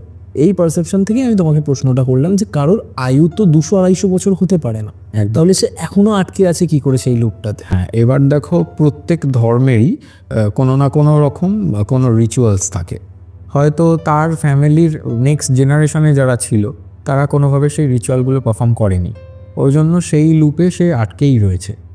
সিমিলার টু যেরকম আমি কথা বলছিলাম পিতৃদোষেও, যে কোনোভাবে শ্রাদ্ধ শান্তি ঠিক না হলে আমাদের ধর্মে যেটা হয় যে পিতৃপুরুষের শ্রাদ্ধ শান্তি ঠিক করে করা হয়নি, তার জন্য সেটা কোনোভাবে নেক্সট জেনারেশনের কারোর ওপর এসে এফেক্ট করে এবং জেনারিক গ্রোথে বাধা দেয় বা ইত্যাদি, যেটা পরের জেনারেশন ফেস করে। তো এইখানে এই স্পিরিটটার মানে এই ধরনেরই কিছু হতে পারে কি, হয়তো কোনো পার্টিকুলার ইনসিডেন্ট আছে এর পেছনে, কোনো পার্টিকুলার স্টোরি আছে, সেটা হয়তো এনারা জানতেন না, বা ওটা হয়তো খুব ফেমাস স্টোরি, ওনারা পরে মানে ঘাটাননি জিনিসটাকে তাই জানেন না। তো এইরকম নানান জায়গায় নানান অনেক কিছু হয়। তো উনি যতটুকু জেনে আমাকে বলেছেন বা যতটুকু ওনার এক্সপিরিয়েন্স হয়েছে উনি শেয়ার করেছেন। তো এই রকম লুপ এই কারণবশতই হয় যে নেক্সট লেভেলে যদি রিচুয়ালিস্টিক ওয়েতে তাদের শ্রাদ্ধ শান্তি বা ফিউনারেলস মানে ঠিক করে না করা হয়ে থাকে ক্রিয়াগুলো, এরকম হতেই পারে। ঘটনার শেষে তুমি একটা কথা বললে যে একজন পাদ্রীকে ঠিক করা হয় যে বিভিন্ন ঝাড়ফুঁক বা রিচুয়ালস অ্যাপ্লাই করে বা যে রিচুয়াল পারফর্ম করার পর এই ঘটনাটা থেকে তোমার ক্লায়েন্ট বেরোতে পারে। যেহেতু তার শরীর খুব খারাপ হয়ে গেছিলো, জ্বর মানে 103 ডিগ্রি জ্বর চলে এসেছিলো, তো তোমার কি মনে হয় যে সব সময় এই ওঝা, ঝাড়ফুঁক, এক্সরসিজম এগুলো সব পজেশন বা স্পিরিচুয়াল অ্যাফেকশনের ক্ষেত্রে কাজ করে? দেখো, এটা খুব ট্রিকি কোয়েশ্চেন। তার কারণ হচ্ছে অনেক সময় কাজ করে, অনেক সময় করে না। এক্স্যাক্টলি, আমারও তাই। তার কারণ হচ্ছে যদি কোনো স্পিরিট এখন মনে করে যে সে বডিটা ছাড়বে না কোনোভাবে, যে শরীরে সে প্রবেশ করেছে, এবং পজিশনেরও স্পেসিফিক কানেকশনস রয়েছে। চন্দ্রকেতু যাদের জন্মছকে থাকে তাদের পজিশন হতে পারে, ম্যাক্সিমাম চান্সেস থাকে। আমার রিসেন্ট দেখা ক্লায়েন্টদের মধ্যে একজনকে আমি এরকমও মানে আমি খুব বোল্ড প্রেডিকশনসের জন্য আমার নাম অনেক, তো আমি এই রকম প্রেডিকশনস করে থাকি ক্লায়েন্টদেরকে। তো আমি তখন ওনাকে বলি যে আপনি তো কোনোভাবে পজেসড হন। কোনো এক গ্রামের ব্যক্তি কল করেছিলেন, মোস্টলি মেদিনীপুরের সাইড থেকে। তো উনি বলছেন যে হ্যাঁ, আমার লাইফে পজিশনও হয়েছে, এখন আমি ঠিক আছি, ওখানকার কোনো লোকাল কোনো তান্ত্রিকের দ্বারা কোনো কিছু মন্ত্রপুত ওনার কাছে আছে। উনি বলছেন যে আমার লাইফে অন্তত 3 বার আমি পজেসড হয়েছি, এরকম এই ব্যাপার। আমি বললাম হ্যাঁ, পজিশনের আপনার তো কানেকশান রয়েছে, কিন্তু মানুষ শুনলে হয়তো এটা অন্যভাবেও নিতে পারে, হয়তো ভাববে যে কী বলছে, পজিশন এসব হয় নাকি, অনেকেই বলতে পারে এরকম যারা বিলিভ করে না। বাট সত্যিই ওনার চার্টে কানেকশান ছিল এবং আমি এই কথা বলি এবং উনি সেটা মানে ইয়ে করেন, মানে মেনে নেন যে হ্যাঁ আমার এরকম হয়েছে এবং আমি এটার থেকে বেরিয়ে এসেছি। তো এবার যখন ধরো কোনো প্রয়োগবিধি করা হচ্ছে, প্রথমত তো এটা ডিপেন্ড করবে যে সেই তান্ত্রিক বা সেই সাধক বা মানে সেই পাদ্রী ইত্যাদি যেই ওখানে মানে ঝাড়ফুঁকটা করতে যাচ্ছে বা এক্সরসিজম করতে যাচ্ছে, সেটার ক্যাপেবিলিটি তার আছে কি না, ঠিক আছে? তার কারণ বিগিনার লেভেলে এই জিনিস করা সম্ভব নয়, এবং স্পেসিফিক কিছু মানে রেমেডিসও হয় যেগুলোর মাধ্যমে আমরা এরকম স্পিরিট অ্যাটাকসকে কাটিয়ে দিতে পারি ইত্যাদি, অনেক কিছুই করা যায়। তো তার সেই যোগ্যতা থাকতে হবে, তবে না সেই গিয়ে কিছু করবে। এবার ধরো ব্যক্তিগত দৃষ্টিকোণ থেকে যদি সেই ব্যক্তিত্বেরও কোনোভাবে চন্দ্র নিচস্থ থাকে বা ধরো চন্দ্র কোনোভাবে অ্যাফ্লিক্টেড থাকে, তখন আমাদের এই ধরনের মানে অ্যাস্ট্রোলজিতে আমরা বলে দিই যে অ্যাস্ট্রোলজারেরও যদি কোনোভাবে চন্দ্র পীড়িত থাকে, তাহলে অ্যাস্ট্রোলজার বা তান্ত্রিকের তাহলে এই ধরনের মানে ক্রিয়াকলাপ না করতে। কারণ কোনোভাবে হয়তো ওটা কাটিয়ে দিল, সে হয়তো প্রয়োগ জানে, ওটা কাটিয়ে দিল, রিটার্নে তার কাছে এসে থেকে যায় বা তাকে ডিস্টার্ব করে পরে, এরকম হতে পারে।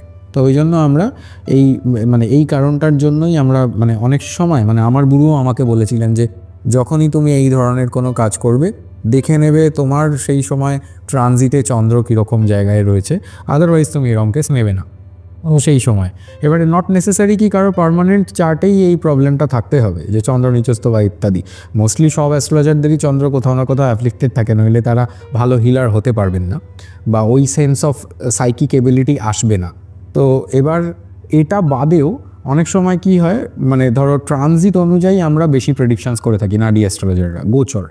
তো গোচর মানে ভেদিক অ্যাস্ট্রোলজিতে চন্দ্র থেকে দেখা হয়, আর আমরা দেখি বৃহস্পতি থেকে বা লগ্ন থেকে নাডি অ্যাস্ট্রোলজিতে। তো গোচরের রাহু যদি কোনোভাবে চন্দ্রকে কানেক্ট করে দেয়, সেই সময় এরকম কেস নেওয়া উচিত না অ্যাস্ট্রোলজারদের। তো অনেকেই জানে না এটা, তো হঠাৎ করে নিয়ে নিল, তারপর দেখছে তার লাইফে হঠাৎ উদ্ভট প্রবলেম উৎপত্তি হয়েছে। তো এই ধরনেরও জায়গা অনেক সময় থাকে। তবে আমি বলবো কি, যদি সম্পূর্ণরূপে কোনো বিদ্যা না থেকে থাকে, এসব কাজ না করাই বেটার। এবং স্পিরিটসের কেসে এরকমও হতে পারে কি, সেটা প্রপার স্পিরিট আদৌ আছে কি না সেটাও দেখতে হবে। তার কারণ এখানে দেখো, মানে মেডিকেল টার্মিনোলজি অনুযায়ী অনেক ক্ষেত্রে এরকমও দেখা যায় কি, মাল্টিপল পার্সোনালিটি ডিসঅর্ডার, যেরকম আমরা প্রচুর মুভিতে দেখেছি, প্রচুর আমরা হরর ফিল্মসে দেখেছি, এক্সরসিজম হতে ইত্যাদি। তো এই জিনিসগুলো মানে মানুষের কাছে নতুন নয়। তো তারা যখন এটাকে মানে দেখছে যে এই ধরনের কোনো ঘটনা ঘটছে, বা কোনো এরকম স্পিরিচুয়াল এক্সপার্ট বা কোনো প্যারানর্মাল এক্সপার্ট বা অ্যাস্ট্রোলজার বা কোনো তান্ত্রিকের কাছে কেউ নিয়ে যাচ্ছে, আমার মনে হয় সবার আগে তার বার্থ চার্টে দেখতে হবে যে এই পার্টিকুলার কন্ডিশন ম্যাচ হচ্ছে কিনা। আদারওয়াইজ সেটা মানে অন্য কিছুও হতে পারে, সেটা হয়তো মেডিকেল কোনো ডিসঅর্ডারও হতে পারে। ঠিক আছে, তো এইরকম আর কি। এই ঘটনাতে মানে যেহেতু তুমি এতক্ষণ ধরে বেশ কয়েকটা কথা বললে, তো সেই কথাগুলোর ওপর বেস করেই আমার মাথায় একটা প্রশ্ন এলো, যেটা তোমার এই ঘটনাটার সাথে রিলেটেড। অ্যাস্ট্রোলজিক্যাল প্ল্যানেটেরিয়াস প্লেসমেন্টের জন্য আমরা স্পিরিট সেন্স করছি, আমরা দেখতে পাচ্ছি, আমরা অ্যাফেক্টেড হচ্ছি। ওই যে বাসটায় তোমার ক্লায়েন্ট আর ক্লায়েন্টের দাদা ছিল, ক্লায়েন্টের দাদা তো ঘুমিয়েছিল, বাসের কন্ডাক্টর, বাসের ড্রাইভার, বাসের আদার্স কোনো যাত্রী বা client, at the same point of time এরা সবাই ওই ফিমেল ফিগারটাকে দেখেছিল। এটা কি করে পসিবল? সবার বাচ্চাদের কি এই প্রবলেমটা রয়েছে তার মানে? না, এখানে দেখো উনি যেটা উল্লেখ করেছেন ঘটনায়, সেটা হচ্ছে যে উনি জেগেছিলেন। বাসে কত লোক ছিল উনি আমাকে বলেননি, so I have no idea ওখানে আরও কোনো লোক ছিল কি ছিল না। অবভিয়াসলি নিশ্চয়ই ছিল, তার কারণ এত বড় একটা বাস যাবে একটা এরকম 5 ঘন্টার ডিস্টেন্সের জার্নিতে, নিশ্চয়ই লোক ছিল। এবারে অন্যরা দেখেছে কি না উনি জানেন না, উনি সেই সম্বন্ধে কিছু বলেননি, বাট নিশ্চয়ই ড্রাইভার এবং তার অ্যাসিস্ট্যান্ট দেখতে পাচ্ছে। আদারওয়াইজ তারা কেন প্রে করবে, বা উনি যেভাবে বর্ণনা দিয়েছেন সেভাবে হওয়ার কোনো চান্স নেই। তো এবারে ওনার চার্টে তো আছে জিনিসটা, সেটাকে আমি ওনাকে উল্লেখও করেছি কনসালটেশনের সময়। এবার এরকম হতে পারে যে বাকি যারা দেখতে পাচ্ছে সেই সময়ে কোনোভাবে ট্রানজিটে পার্টিকুলার কোনো ধরনের কোনো মানে এরকম ট্রানজিট চলছিল যার মাধ্যমে দেখাটা পাচ্ছে তারা। তার কারণ হয়তো ট্রানজিটে সে সময় চন্দ্রকেতু একত্রিত ছিল, বা এরকম অনেক মানে হরর মুভিতে দেখে থাকবে যে পার্টিকুলার অমাবস্যার রাতে কোনো একটা রাস্তায় কোনো ভূত দেখা যায়। ঠিক আছে, বা ধরো পার্টিকুলার তার যে মৃত্যুর দিন, ওই দিনকে সে ওখানে ঘুরে বেড়ায় বা ইত্যাদি, এরকমও আমরা দেখে থাকি। তো এবারে এক্স্যাক্ট এখানে কী হয়েছিল সেটা বলা তো মুশকিল, বিকজ উনি পাস্ট হিস্ট্রি জানেন না ওই জায়গাটার। তো এবারে আমি ধরেই নিচ্ছি কি হয়তো এরকমই কোনো একটা রাত ছিল যাতে ব্যাপারটা ভিজিবল হওয়ার মতো ছিল। সায়েন্টিফিক্যালি কথা বলতে গেলে এটা ওয়ার্ম হোল ক্রিয়েট হয়ে যাওয়ার মতন ব্যাপার। হ্যাঁ হ্যাঁ, একদমই তাই। তো এই ঘটনার টপিকটা থেকে আমি একটু শিফট করছি। আমার বেশ কিছু প্রশ্ন আছে যেগুলো নিয়ে আমি আগে থেকেই ভেবে রেখেছিলাম তোমার সাথে আমি কথা বলবো, যেগুলো প্যারানর্মাল রিলেটেড।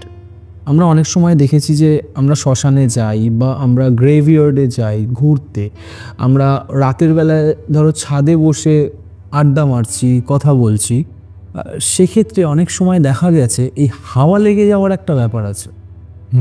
আমরা শুনেছি, বড়দের মুখেই এই কথাগুলো শুনেছি যে হাওয়া লেগে গেছে, রাতের বেলায় ছাদে ঘুমোচ্ছিল তার হাওয়া লেগে গেছে, বা কবরস্থানে ঘুরতে গেছিলো সেখান থেকে হাওয়া লেগে গেছে তাই অদ্ভুত বিহেভ করছে। এই হাওয়া লেগে যাওয়ার ব্যাপারটা একটু ক্লিয়ার করো তো, এই ব্যাপারটা অ্যাকচুয়ালি কি, আর যদি সত্যিই হাওয়া লেগে যাওয়ার মতো কোনো কিছু ঘটে তাহলে সেখান থেকে বেরোনোর রাস্তাটা কি, বা সেই জিনিসগুলো থেকে আমি এড়িয়ে যাব কী করে, বা নিজেকে দূরে রাখবো কী করে?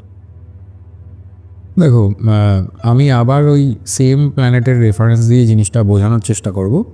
সবার আগে তো দেখো, এই জায়গাগুলো যেগুলো তুমি বললে বা উল্লেখ করলে, এগুলো কোনো ঘোরার জায়গা নয়। ঠিক আছে, গ্রেভিয়ার্ডে কেন একটা মানুষ হঠাৎ করে ঘুরতে যাবে? হ্যাঁ, কিউরিয়াসিটি থাকতে পারে কি, I have never seen a graveyard, তো তারা গিয়ে সেখানে মানে একবার গেল ইত্যাদি, বাট সেখানে রোজ রোজ যাওয়া, বারবার যাওয়া ইত্যাদি নানান রকম, মানে কলকাতাতে অনেক ফেমাস এরকম জায়গা আছে যেখানে লোকে ঘুরতে যায়, কিন্তু কেন যায় আমি জানি না, but which is not necessary. Park স্ট্রিটে রয়েছে। হ্যাঁ, একদমই তাই। তো এই সমস্ত জায়গায় আমার মনে হয় না যাওয়াটাই বেটার। তার কারণ মানুষ নিজেরা ততক্ষণ এই জিনিসটা জানে না যে তাদের এই ধরনের কোনো অ্যাফ্লিকশন চলে আসতে পারে কি না, বা তারা এটা দিয়ে এফেক্টেড হতে পারে কি না, আনটিল অ্যান্ড আনলেস তারা কোনো অকাল্ট এক্সপার্ট বা কোনো অ্যাস্ট্রোলজার বা কোনো তান্ত্রিককে গিয়ে কিছু জিজ্ঞেস করছে, এবং তারাও জেনুইন মানুষ হচ্ছে যে তারা বলে দিচ্ছে যাচ্ছে এরকম জায়গায় তোমার যাওয়া উচিত নয়। তো এটা ছাড়া তো নর্মাল মানুষ হয়তো ঘুরতে গেল, তারপরে তার কিছু ইনসিডেন্ট হতেই থাকছে ইত্যাদি, এরকম নেগেটিভিটি ক্যাচ করার মানে পসিবিলিটি থেকেই যায় যদি তার জন্মছকে এরকম কোনো কন্ডিশন যদি থেকে থাকে। তো প্রথমেই হচ্ছে অ্যাভয়েড করতে হবে এরকম জায়গায় যাওয়া, ফার্স্টলি।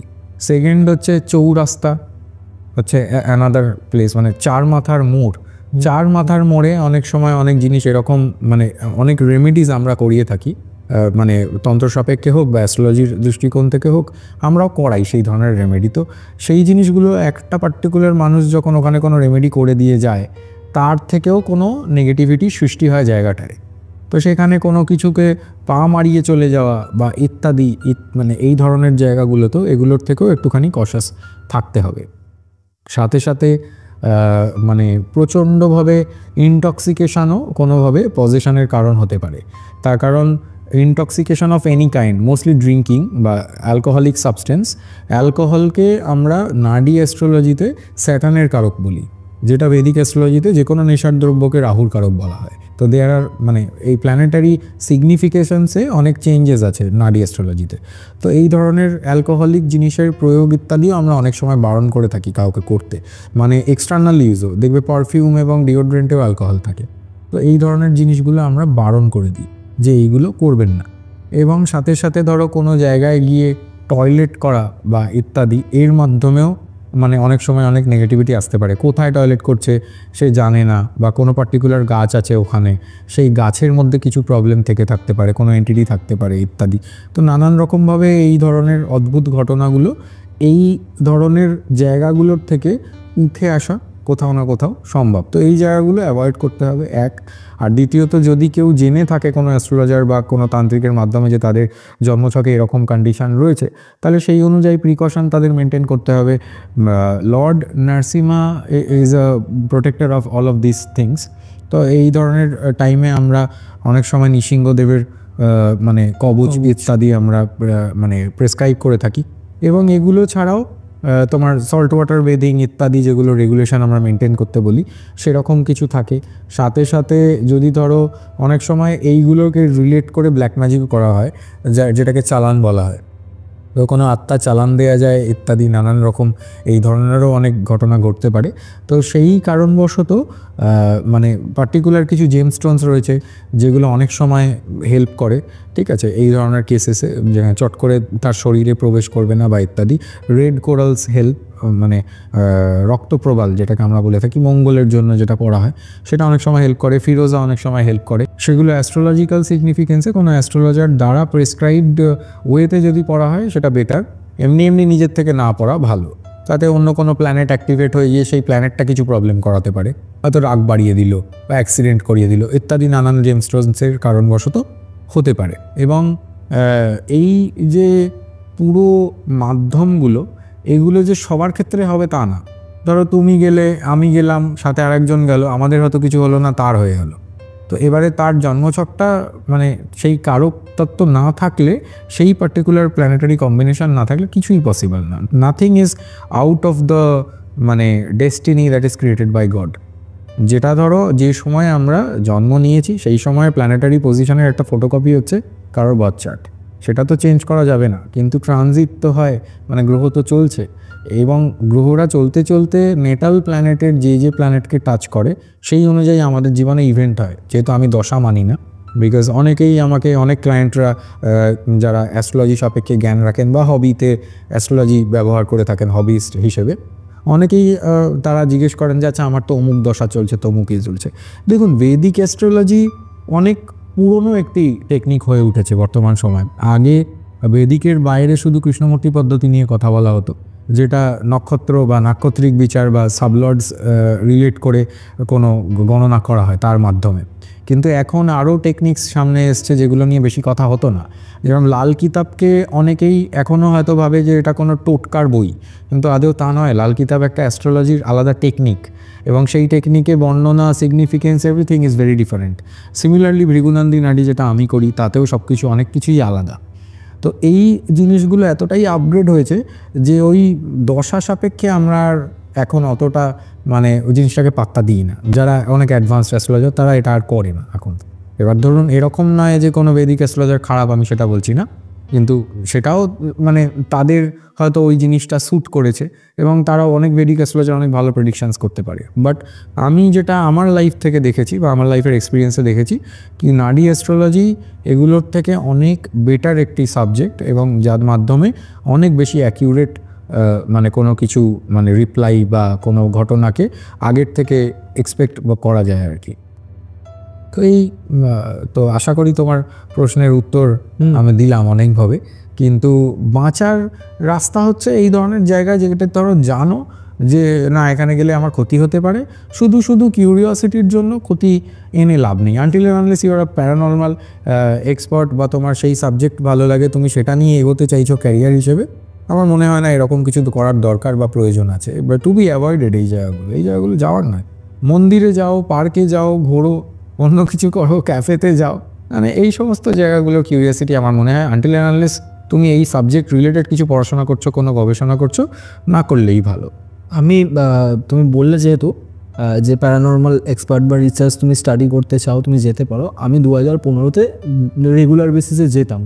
যেই গ্রেভিয়ার্ডের কথাই আমরা বললাম যে কলকাতার খুব পপুলার একটা গ্রেভিয়ার্ড, তো সেখানে দেখো সেটা তো মানে রীতিমতো একটা হেরিটেজ তকমা পেয়েছে প্যারানর্মাল বা হন্টেড প্লেস হিসেবে কলকাতার মধ্যে। আমি সেখানে গিয়ে বেশ কিছু জিনিস দেখেছি, ভীষণ ওপেন আপ হয়ে আমি কথাটা বলছি, যে কিছু ছেলে মেয়েকে আমি ওই গ্রেভিয়ার্ডে সেক্সুয়ালি ইনভলভড হতেও দেখেছি। ওকে, তো এরকম জায়গায় তুমি এরকম অ্যাক্টিভিটি করছো, সেক্ষেত্রে তোমার কি খারাপ হতে পারে? দেখো এটা তাদের চার্ট অনুযায়ী হবে যা হবে। তাদের যদি এখন চার্টে এই ধরনের কোনো অ্যাপ্লিকেশান না থেকে থাকে, ধরো মুন তাদের খুব পাওয়ারফুল, তো তাহলে নাও কোনো প্রবলেম ফেস করতে পারে বা তারা কোনো প্রবলেম ফেসও করতে পারে ভবিষ্যতে এরকম। কারণ আমি দেখেছি নেগেটিভ এনার্জি এই সমস্ত জিনিসেও কিন্তু ভীষণভাবে অ্যাট্রাক্ট হয়। হ্যাঁ নিশ্চয়ই, নেগেটিভিটির তো একটা বড় রোল আছে। সব সময় যে সব মাধ্যম যে খুব পিওরিটি মেনটেন করবে তা নয়। এই একটা জিনিসকেই আমি খুব পিওরিটি রিলেট করেও দেখতে পারি, আবার খুব বাজেভাবেও দেখতে পারি। তো দুটো দৃষ্টিভঙ্গি আলাদা, এবং সব কিছুর মধ্যেই আমরা পজিটিভ এবং নেগেটিভ সাইড দেখতে পাই। ঠিক আছে, আজকে ধরো ক্যানাবিসের ইউজেজে, ধরো ইউএসএতে medical cannabis they have legalized it. তো যারা ধরো আর্থরাইটিস পেশেন্ট বা ইত্যাদি বা ক্যান্সার পেশেন্ট ইত্যাদি, অনেকেই তার ইউজেজ করে তারা মানে কিছু রিকভারিং স্টেজে পৌঁছচ্ছেন, এবং সেটাকে নেগেটিভলি যদি কেউ ইউজ করে সেটা ইনটক্সিকেশনে চলে যাচ্ছে। তো এই রকমই সব কিছুরই একটা পজিটিভ এবং নেগেটিভ দিক আমার মনে হয় আছে। তো কোনো জিনিসেরই বাড়াবাড়ি ভালো না, এবং এই ধরনের জিনিস যারা করেন বা যাদের এরকম মেন্টাল মানে কি বলবো, এরকম মেন্টালিটি খুব একটা নর্মাল মেন্টালিটি নয়, এটা আমার মনে হয়েছে। তুমি যেটা উল্লেখ করেছো সেই কথাটার পরিপ্রেক্ষিতে বলছি। তো এগুলো না করাই ঠিক। এবার দেখো সমাজে তো সব রকমের মানুষ থাকে, তো এটা কে কী করবে, তাদের ব্যাকগ্রাউন্ড কী আছে, তাদের প্যারেন্টাল মানে আপব্রিঙ্গিং কীরকম আছে, সেগুলো অনেকটা এর জন্য জায়গা। তো সেইভাবে সেটাই। তবে নিশ্চয়ই মানে ধরো তাদের চার্টে যদি কিছু এই ধরনের কানেকশানস থেকে থাকে, যেগুলো আমরা অলরেডি আগে ডিসকাস করেছি, তো তাদের প্রবলেম কিছু হয়তো ভবিষ্যতে হতেই পারে। এই পজিশন বা স্পিরিচুয়াল এফেক্টের কথা বললাম, এখানেও আমার আরেকটা প্রশ্ন এলো আমার মাথায়, যেটা হচ্ছে যে আমরা বেশিরভাগ ক্ষেত্রে দেখেছি যে যখন কেউ পজেসড হচ্ছে বা কেউ চোখের সামনে হঠাৎ ভূত দেখে নিল, আমি খুব র কনভারসেশনের থ্রুতেই বলছি, যে চোখের সামনে ভূত দেখে নিল বা কেউ পজেসড হলো, তারপরে তার জ্বর কেন আসে বা তার শরীর খারাপ কেন হয়ে যায়?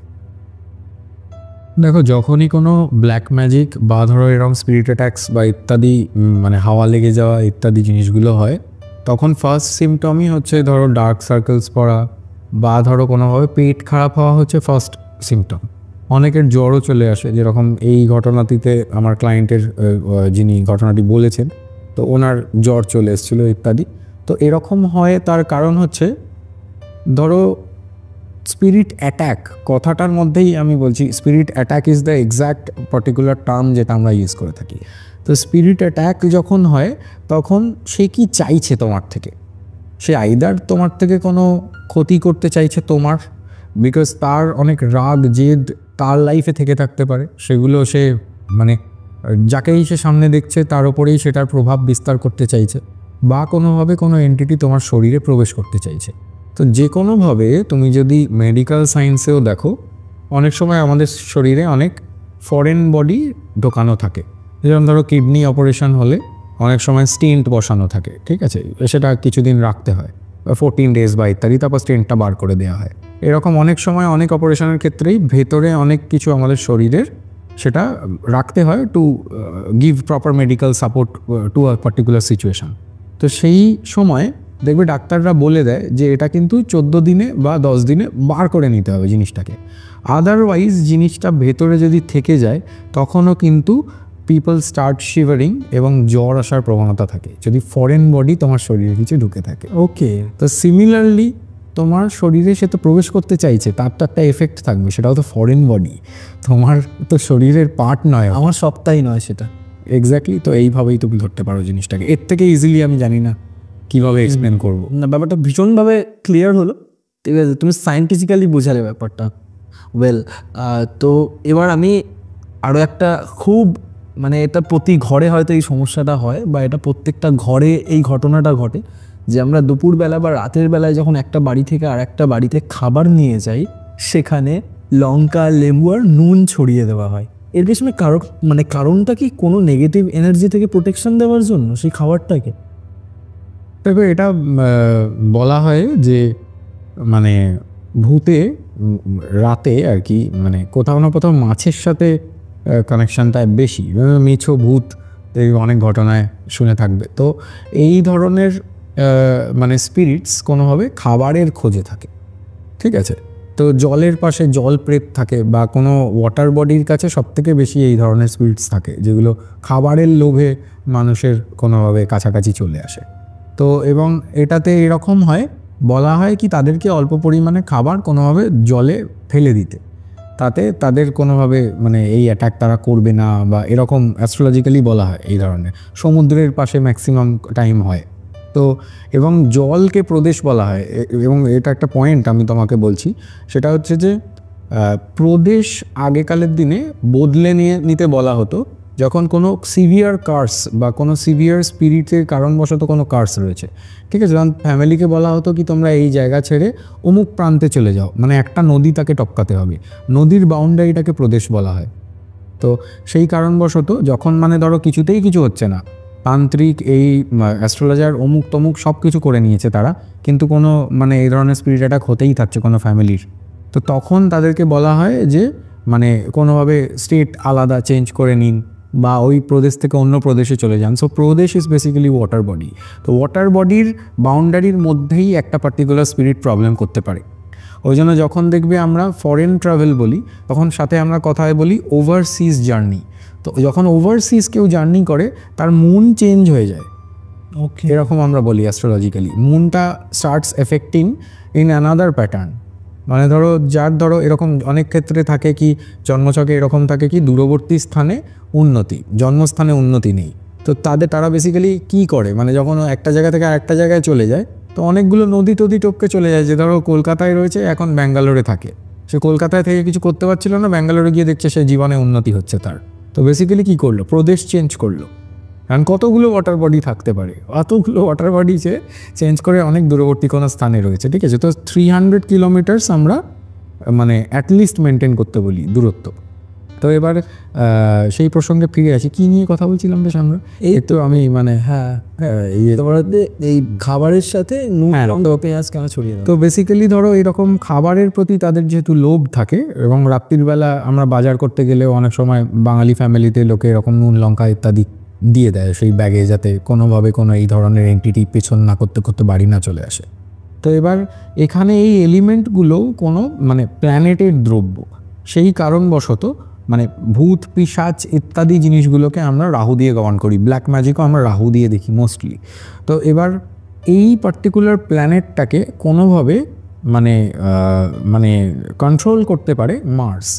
তো মার্স রিলেটেড জিনিসপত্র আমরা খাবারে দিচ্ছি, মানে সব কিছুর মধ্যেই সায়েন্টিফিক লজিক রয়েছে এবং আমাদের সনাতন ধর্মে আমরা যে ধরনেরই রেমেডি করাই না কেন সব কিছুরই কোনো না কোনো ব্যাখ্যা আছে। তো নুন স্পেসিফিক্যালি এখানে সন্দক লবণ, নর্মাল নুন নয়, কিন্তু অনেকে নর্মাল নুনও দিয়ে দেয়।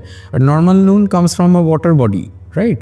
আর যদি এখানে আমরা মানে প্রপার মানে রেমেডিটার কথা বলি, লঙ্কা হচ্ছে কারক মঙ্গলের, ঠিক আছে, সিগনিফাই করে মঙ্গলকে। তো আমি আবার বলছি রাহু হচ্ছে মানে ভূতকে সিগনিফাই করে, আর মঙ্গল কোনোভাবে সেটাকে কন্ট্রোল করতে পারে। তো সেই কারণবশত এই ধরনের রক সল্ট বা ইত্যাদি দিয়ে মানে রক সল্ট বা রেড চিলি বা কোনো ধরনের লঙ্কা ইত্যাদি দিয়ে রাখা হয়। লেবুও অনেক সময় ব্যবহার করা হয়, লেবু কেতুর দ্রব্য হয়।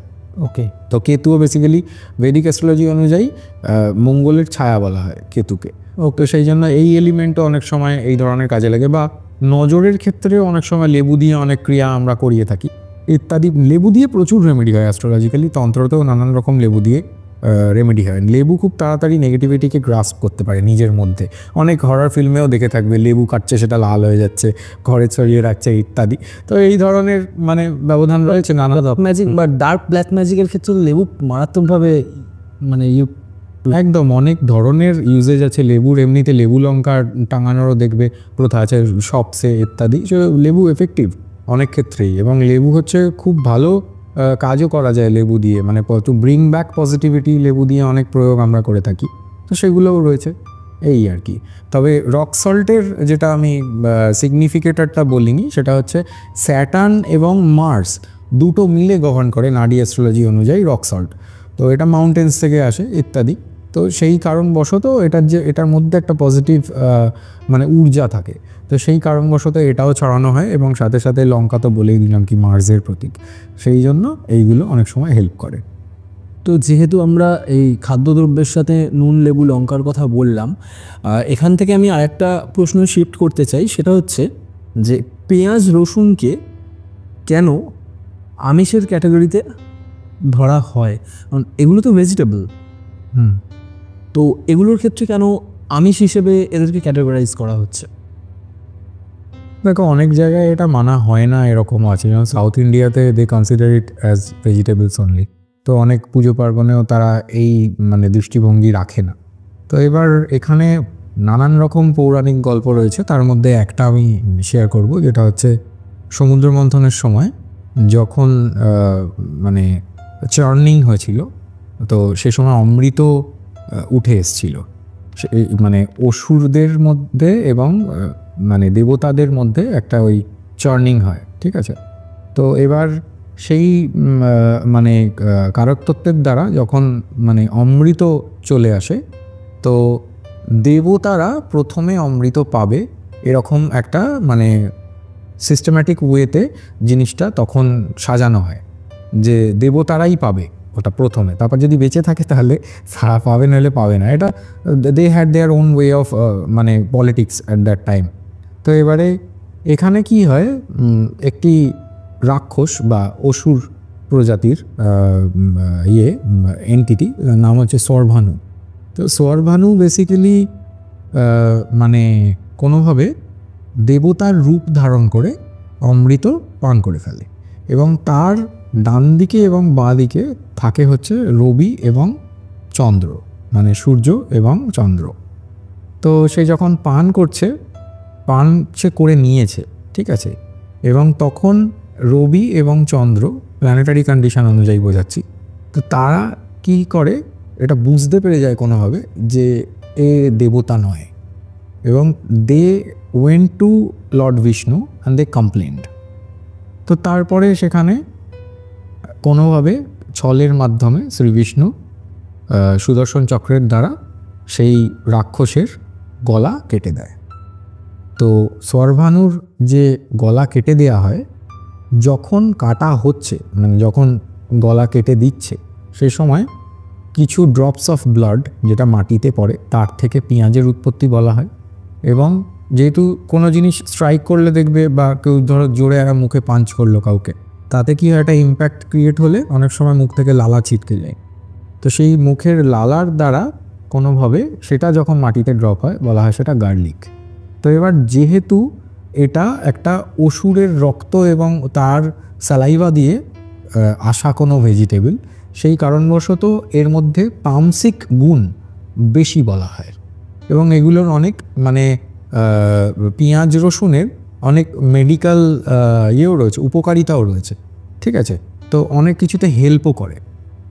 গরমের সময় দেখবে ডাক্তাররা পেঁয়াজ খেতে বেশি বলে, কিন্তু ইট কুলস ইউ ডাউন সামহাউ। কিন্তু এটা হয়েছে কিভাবে, যেহেতু এটা অসুরের থ্রু আসা এবং তার রক্ত এবং তার লালা থেকে আসা একটা জিনিস, সেই জন্য it is considered non vegetarian. তো সুয়ারভানুর যে গলা কেটে দিয়েছিলেন লর্ড বিষ্ণু, তো এই গলা কাটার পরেই কি রাহু আর কেতুর জন্ম হয়? এক্স্যাক্টলি। তো হেডটাকে বলা হয় ড্র্যাগনস হেড উইচ ইজ রাহু, আর ড্র্যাগনস টেল বলা হয় কেতুকে, যেটা হচ্ছে শুধু বডি। এবং বেদিক অ্যাস্ট্রোলজিতে রাহুকে বলা হয় স্যাটার্নের ছায়া এবং কেতুকে বলা হয় মঙ্গলের ছায়া। তো বেসিক্যালি এগুলো ওই প্যাটার্নেই কাজ করে প্ল্যানেটারি অ্যাসপেক্টে, ঠিক আছে। মানে কাইন্ড অফ সিমিলারিটি আছে এই প্ল্যানেটগুলোর মধ্যে। তো কারোর ধরো এখন মানে জন্মছকে হয়তো মাঙ্গলিক দোষ রয়েছে, মাঙ্গলিক দোষটা মঙ্গলের কারণেই হয়, কিন্তু অনেক ক্ষেত্রে কেতু যদি সপ্তমে চলে আসে সেটাও মাঙ্গলিকের মতো এফেক্ট দেয়, বিকজ ছায়া হচ্ছে মঙ্গল ইত্যাদি। নানান এর আরও ব্যাখ্যা আছে যে যে পজিশনে থাকে সেই প্ল্যানেটের মতো এফেক্ট দেয় কেতু, বিকজ এটা হেডলেস।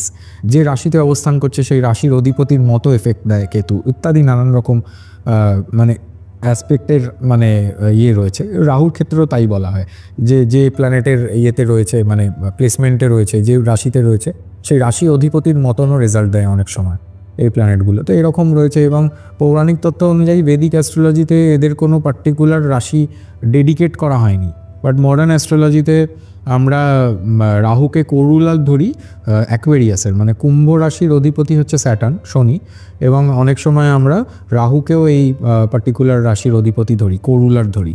সিমিলারলি স্করপিওর মেন রুলার হচ্ছে তোমার মার্স, বৃশ্চিক রাশির মেন অধিপতি গ্রহ হচ্ছে মার্স, কিন্তু আমরা অধিপতি গ্রহ হিসেবে কেতুকেও ধরি। এই রকম কিছু ব্যাপার রয়েছে বেদিক অ্যাস্ট্রোলজিতে।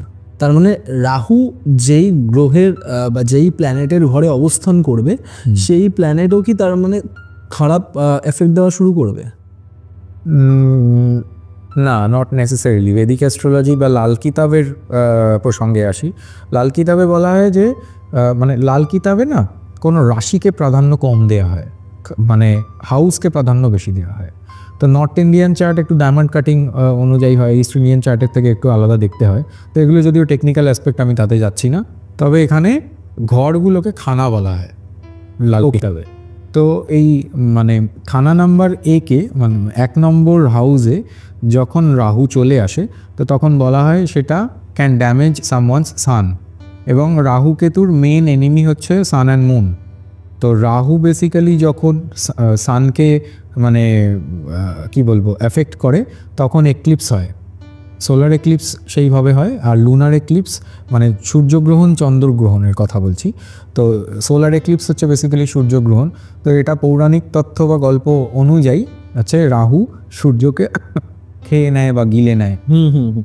তো সেই সময় তোমার যদি কোনো ব্ল্যাক ম্যাজিকের প্রয়োগ করা হয় বা ধরো কোনো মন্ত্র চ্যান্টিং করা হয় তখন সিদ্ধি লাভের মানে চান্সেস অনেক বেড়ে যায়। অনেক সাধকরা বা অনেক গুরুরা ওই টাইমে জপ ইত্যাদি বাড়িয়ে দিতে বলে, সো দ্যাট ওই পাওয়ারটাকে গ্রাস্প করে তারা মানে যেটাই তারা অ্যাচিভ করতে চাইছে সেই শক্তিটাকে, সেই ঊর্জাটাকে তারা নিয়ে নিতে পারে। এটা পজিটিভ ওয়েতেও করা যায়, নেগেটিভ ওয়েতেও করা যায়, যে যেটা করতে চাইছে। এই দিনগুলো খুব স্পেসিফিক ডে যাতে সাধনায় সিদ্ধি লাভ পসিবল, এরকমও মানে দৃষ্টিভঙ্গি আছে আর কি। তো এবার ওই তোমার যেটা ভেজিটেবল ওরিয়েন্টেড প্রশ্ন ছিল, তো সাউথ ইন্ডিয়ায় এটা মানে না। এবং তবে আমি মনে করি কি দেখো যতই হোক যেহেতু অমৃত পান করে ফেলেছিল, এটার তো গুণও রয়েছে তার জন্য, জিনিসগুলোর প্রচুর মানে অ্যাডভান্টেজেসও আছে ইউজ করা। বাট স্পিরিচুয়ালি কিছু করলে আমি মনে করি পার্সোনালি আমার একটু গিল্ট ফিলিং হয়, নিজে যদি এরকম কিছু খেয়ে ফেলি তারপর পুজো করতে ইচ্ছা করে না ইত্যাদি। তো আমি সেভাবেই আমার ক্লায়েন্টদেরকেও আমি রেকমেন্ড করে থাকি কি অ্যাভয়েড করলে বেটার। এবারে কারোর বাড়িতে কেউ পারছে না করতে অ্যাভয়েড, সেটা আলাদা ব্যাপার। বা এমনিতেও সাউথ ইন্ডিয়ান প্রসেসে এটা সাম্বার দে হ্যাভ, মানে রেগুলারিটি মেনটেন করে তারা এই ধরনের খাবার খান, সাম্বার, রাসাম ইত্যাদি। তো এতে রসুন পেঁয়াজের প্রয়োগ হয়েই থাকে, তো ওই জন্য অতটা ম্যান্ডেটারি নয়। বাট এটা ডিপেন্ড করে গুরুদের উপরেও ডিপেন্ড করে কি তারা তাদের শিষ্যদের কীরকম শেখাচ্ছে, বা অ্যাস্ট্রোলজার টু অ্যাস্ট্রোলজার ভ্যারি করে কি তারা তাদের কীরকম রেমেডিস দিচ্ছে এবং তাতে তারা অ্যালাউ করছে কি না এরকম। তো যেহেতু আমরা রাহুকে নিয়ে কথা বলছি, এক্ষেত্রে আমি তোমার কাছে একটা জিনিস জানতে চাই যে রাহু তো এই সোশ্যাল মিডিয়া, যারা সোশ্যাল মিডিয়াকে ক্যারিয়ার হিসাবে বেছে নিয়েছে বা যারা ভাইরাল হতে চায়, রাহু তো তাদের ক্ষেত্রে বিশাল ইম্প্যাক্ট ক্রিয়েট করে। তো এক্ষেত্রে কি রাহুর কোনো রেমেডিস আছে যাতে তারা জিনিসটা সাস্টেনেবল ওয়েতে করতে পারে? না, রাহু ইটসেলফ হচ্ছে একটা ফ্লাকচুয়েটিভ প্ল্যানেট। রাহুর মাধ্যমে কোনো চার্টে আমরা ফ্লাকচুয়েশনস দেখে থাকি, উতার চড়াও যেটাকে আমরা হিন্দিতে বলি। তো উতার চড়াও কথাটাই মানে এরকম যে রাহুর বৈশিষ্ট্যই এটা কি হঠাৎ করে কাউকে বিশাল আপলিফমেন্ট দিতে পারে, আবার এক বছর পরে হয়তো তার এরকম কন্ডিশন হলো কি সে পুরো একদম সব হারিয়ে ফেললো জীবন থেকে, এরকমও হয়। তো রাহুর কারকতত্ত্ব বেশি থাকাও খুব একটা ভালো না বার্থ চার্টে। এবারে কিছু কিছু প্লেসমেন্ট আছে যেখানে ধরো রাহু এক্সল্টেড থাকে, ঠিক আছে, কিছু কিছু রাশি রয়েছে যেখানে রাহু এক্সল্টেড থাকে, বৃষ রাশি, তারপর ধরো মিথুন রাশি, এতে এক্সল্টেড থাকে। এবং এই দুটো রাশিতেই এক্সল্টেড বলা হয়, কেউ কেউ আবার এটা ডিফার করে, বাট এই দুটো রাশিতে মোটমাট তারা মানে পাওয়ারফুল কন্ডিশনে থাকে রাহু। এবং কেতু পাওয়ারফুল থাকে হচ্ছে স্যাজিটেরিয়াসে, মানে ধনুতে, অথবা যদি বৃশ্চিক রাশিতে থাকে স্করপিওতে। এইগুলো ছাড়া হচ্ছে তারা যদি নিজের স্থানে থাকে, মানে রাহু রয়েছে অ্যাকোয়ারিয়াসে কুম্ভ রাশিতে, তখনও নিজের ঘর বলা হবে। কেতু রয়েছে স্করপিওতে, তখনও নিজের ঘর বলা হবে। এবং সাথে সাথে রাহুকে মূল ত্রিকোণস্থ বলা হয় যদি বর্গতে থাকে, কন্যা রাশিতে থাকে। সিমিলারলি কেতুর জন্য মীন রাশি ভালো, ইত্যাদি নানান রকম পার্সপেক্টিভ রয়েছে, দৃষ্টিভঙ্গি রয়েছে, আলাদা আলাদা অ্যাস্ট্রোলজিক্যাল টেকনিকের আলাদা আলাদা রকমের ব্যাখ্যা রয়েছে। তো এবার রাহু মেনলি হচ্ছে ফ্লাকচুয়েশনসের কারক। এবং সাথে সাথে তুমি বললে যেরকম অনলাইন অ্যাক্টিভিটি, তো অনলাইনটা বেসিক্যালি কী আছে কি একদম উন্নত মানের কিছু আমরা করছি, আগে তো এসব ছিল না পৌরাণিক ইয়েতে। তো টেকনোলজির সাথেও রাহুর সম্পর্ক রয়েছে। এবং সাথে সাথে অনলাইন যে কোনো অ্যাক্টিভিটি করছি যেটা আনঅর্থোডক্স ওয়ে, মানে যেটার আগে কোনো প্যাটার্ন ছিল না, এখন হচ্ছে ইলেকট্রনিক মাধ্যমে। তো ইলেকট্রনিক্সেরও কারক, সেলফোনের কারক রাহু, ইত্যাদি জিনিসের কারক রাহু। তো রাহু যাদের ভালো থাকবে তাদের টেকনোলজিক্যাল অনেক জ্ঞান থাকবে, বা তারা খুব মানে হিন্দিতে একটা কথা আমরা বলি খোরাপাত। খোরাপাত ইজ উইট, বেসিক্যালি ধূর্ততা। চালাক হওয়া আর ধূর্ত হওয়ার মধ্যে ডিফারেন্স আছে। তো চালাক কেউ মানে চালাকি তার মধ্যে কতটা আছে কোনো ইন্ডিভিজুয়ালের মধ্যে, সেটা আমরা বুধ দেখলে বুঝতে পারবো, যে বুধ বুদ্ধির কারক, ঠিক আছে, জ্ঞানের কারক বৃহস্পতি। এবং উইট মানে কে কতটা ধূর্ত, ছল কপট, এই সমস্তর কারক হচ্ছে রাহু। তো রাহু যেখানে থাকবে সেটা রিলেটেড চিটিং হতে পারে।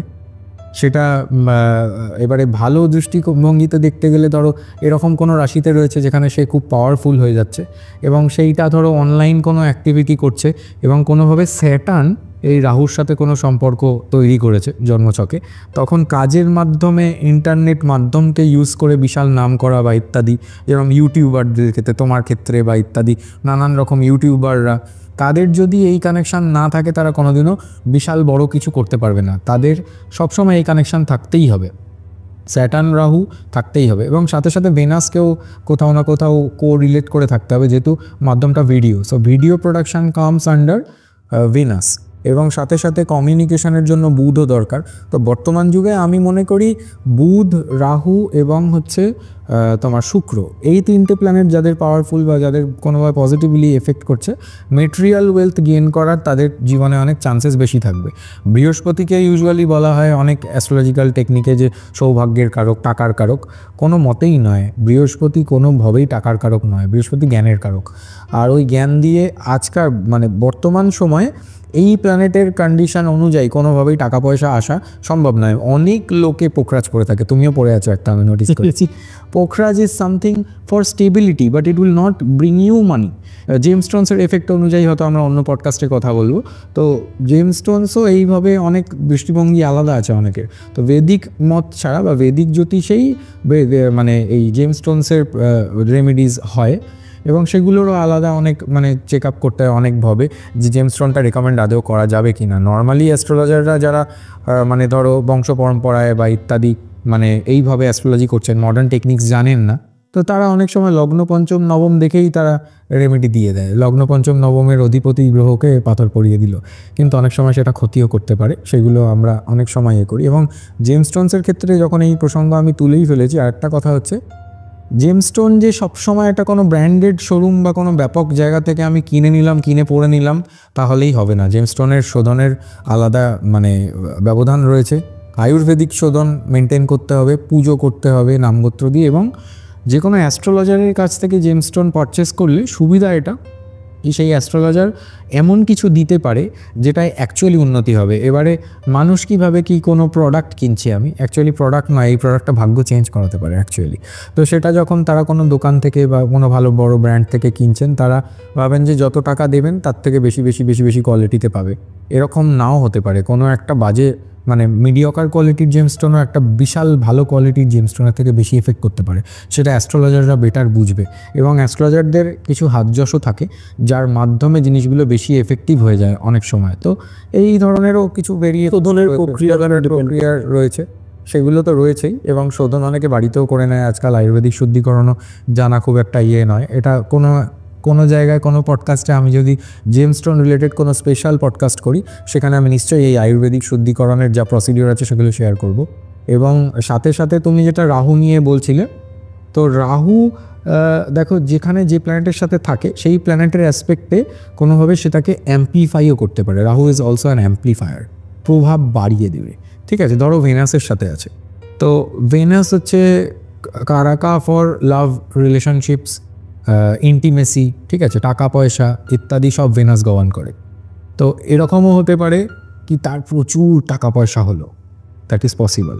কিন্তু যেহেতু খোরাপাত, ওই জন্য মানে এরকমও হতে পারে কি ধরো কেউ লটারিতে বিশাল টাকা জিতলো, কিন্তু মানে কোনোভাবে সেটাকে রাখতে পারলো না, আবার সে ব্যাক টু স্কোয়ার ওয়ান চলে এলো, তার সব কিছুর অভাব আবার শুরু হয়ে গেল জীবনে।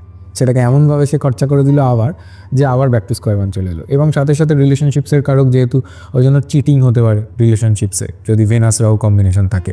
বা ধরো এরকম হতে পারে কি সে যাকে ভালোবাসছে সে অন্য কোনো জাতের ব্যক্তি, মানে কাস্ট ক্রিড রিলেটেড কিছু, মানে অন্য কিছু আছে, মানে ধরো এখানে রিলিজিয়ান আলাদা হতে পারে বা তার কালচারাল ব্যাকগ্রাউন্ড আলাদা হতে পারে। হয়তো দুজনেই হিন্দু, একজন বাঙালি একজন বিহারি হতে পারে এরকম। ঠিক আছে, তো এই ধরনের জিনিসগুলোকেও আমরা ডেস্টিনি যখন অ্যালাইন করি রাহুর পজিশন দেখে, অনেক সময় আমরা এইগুলোও রেমেডিজে বলি যে আচ্ছা আপনার ওয়াইফ এই রকম হলে বেটার হবে, যে কোনো অন্য কালচারাল ব্যাকগ্রাউন্ড থেকে আসছে, আদারওয়াইজ চিটিং ফেস করতে পারেন।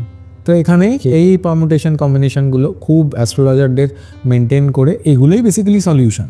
ঠিক আছে, সবসময় যে জেমস্টোনই মেন সলিউশন হবে তার কোনো মানে নেই। আরও অনেকভাবে চার্টকে অ্যালাইন করাটাই মেন জিনিস, guidance that has to be provided in the best possible manner. অ্যাস্ট্রোলজারের যেটা করণীয় এই। আর অ্যাস্ট্রোলজার দেখো থাকতো কাদের কাছে, আগে থাকতো রাজার রাজসভায়।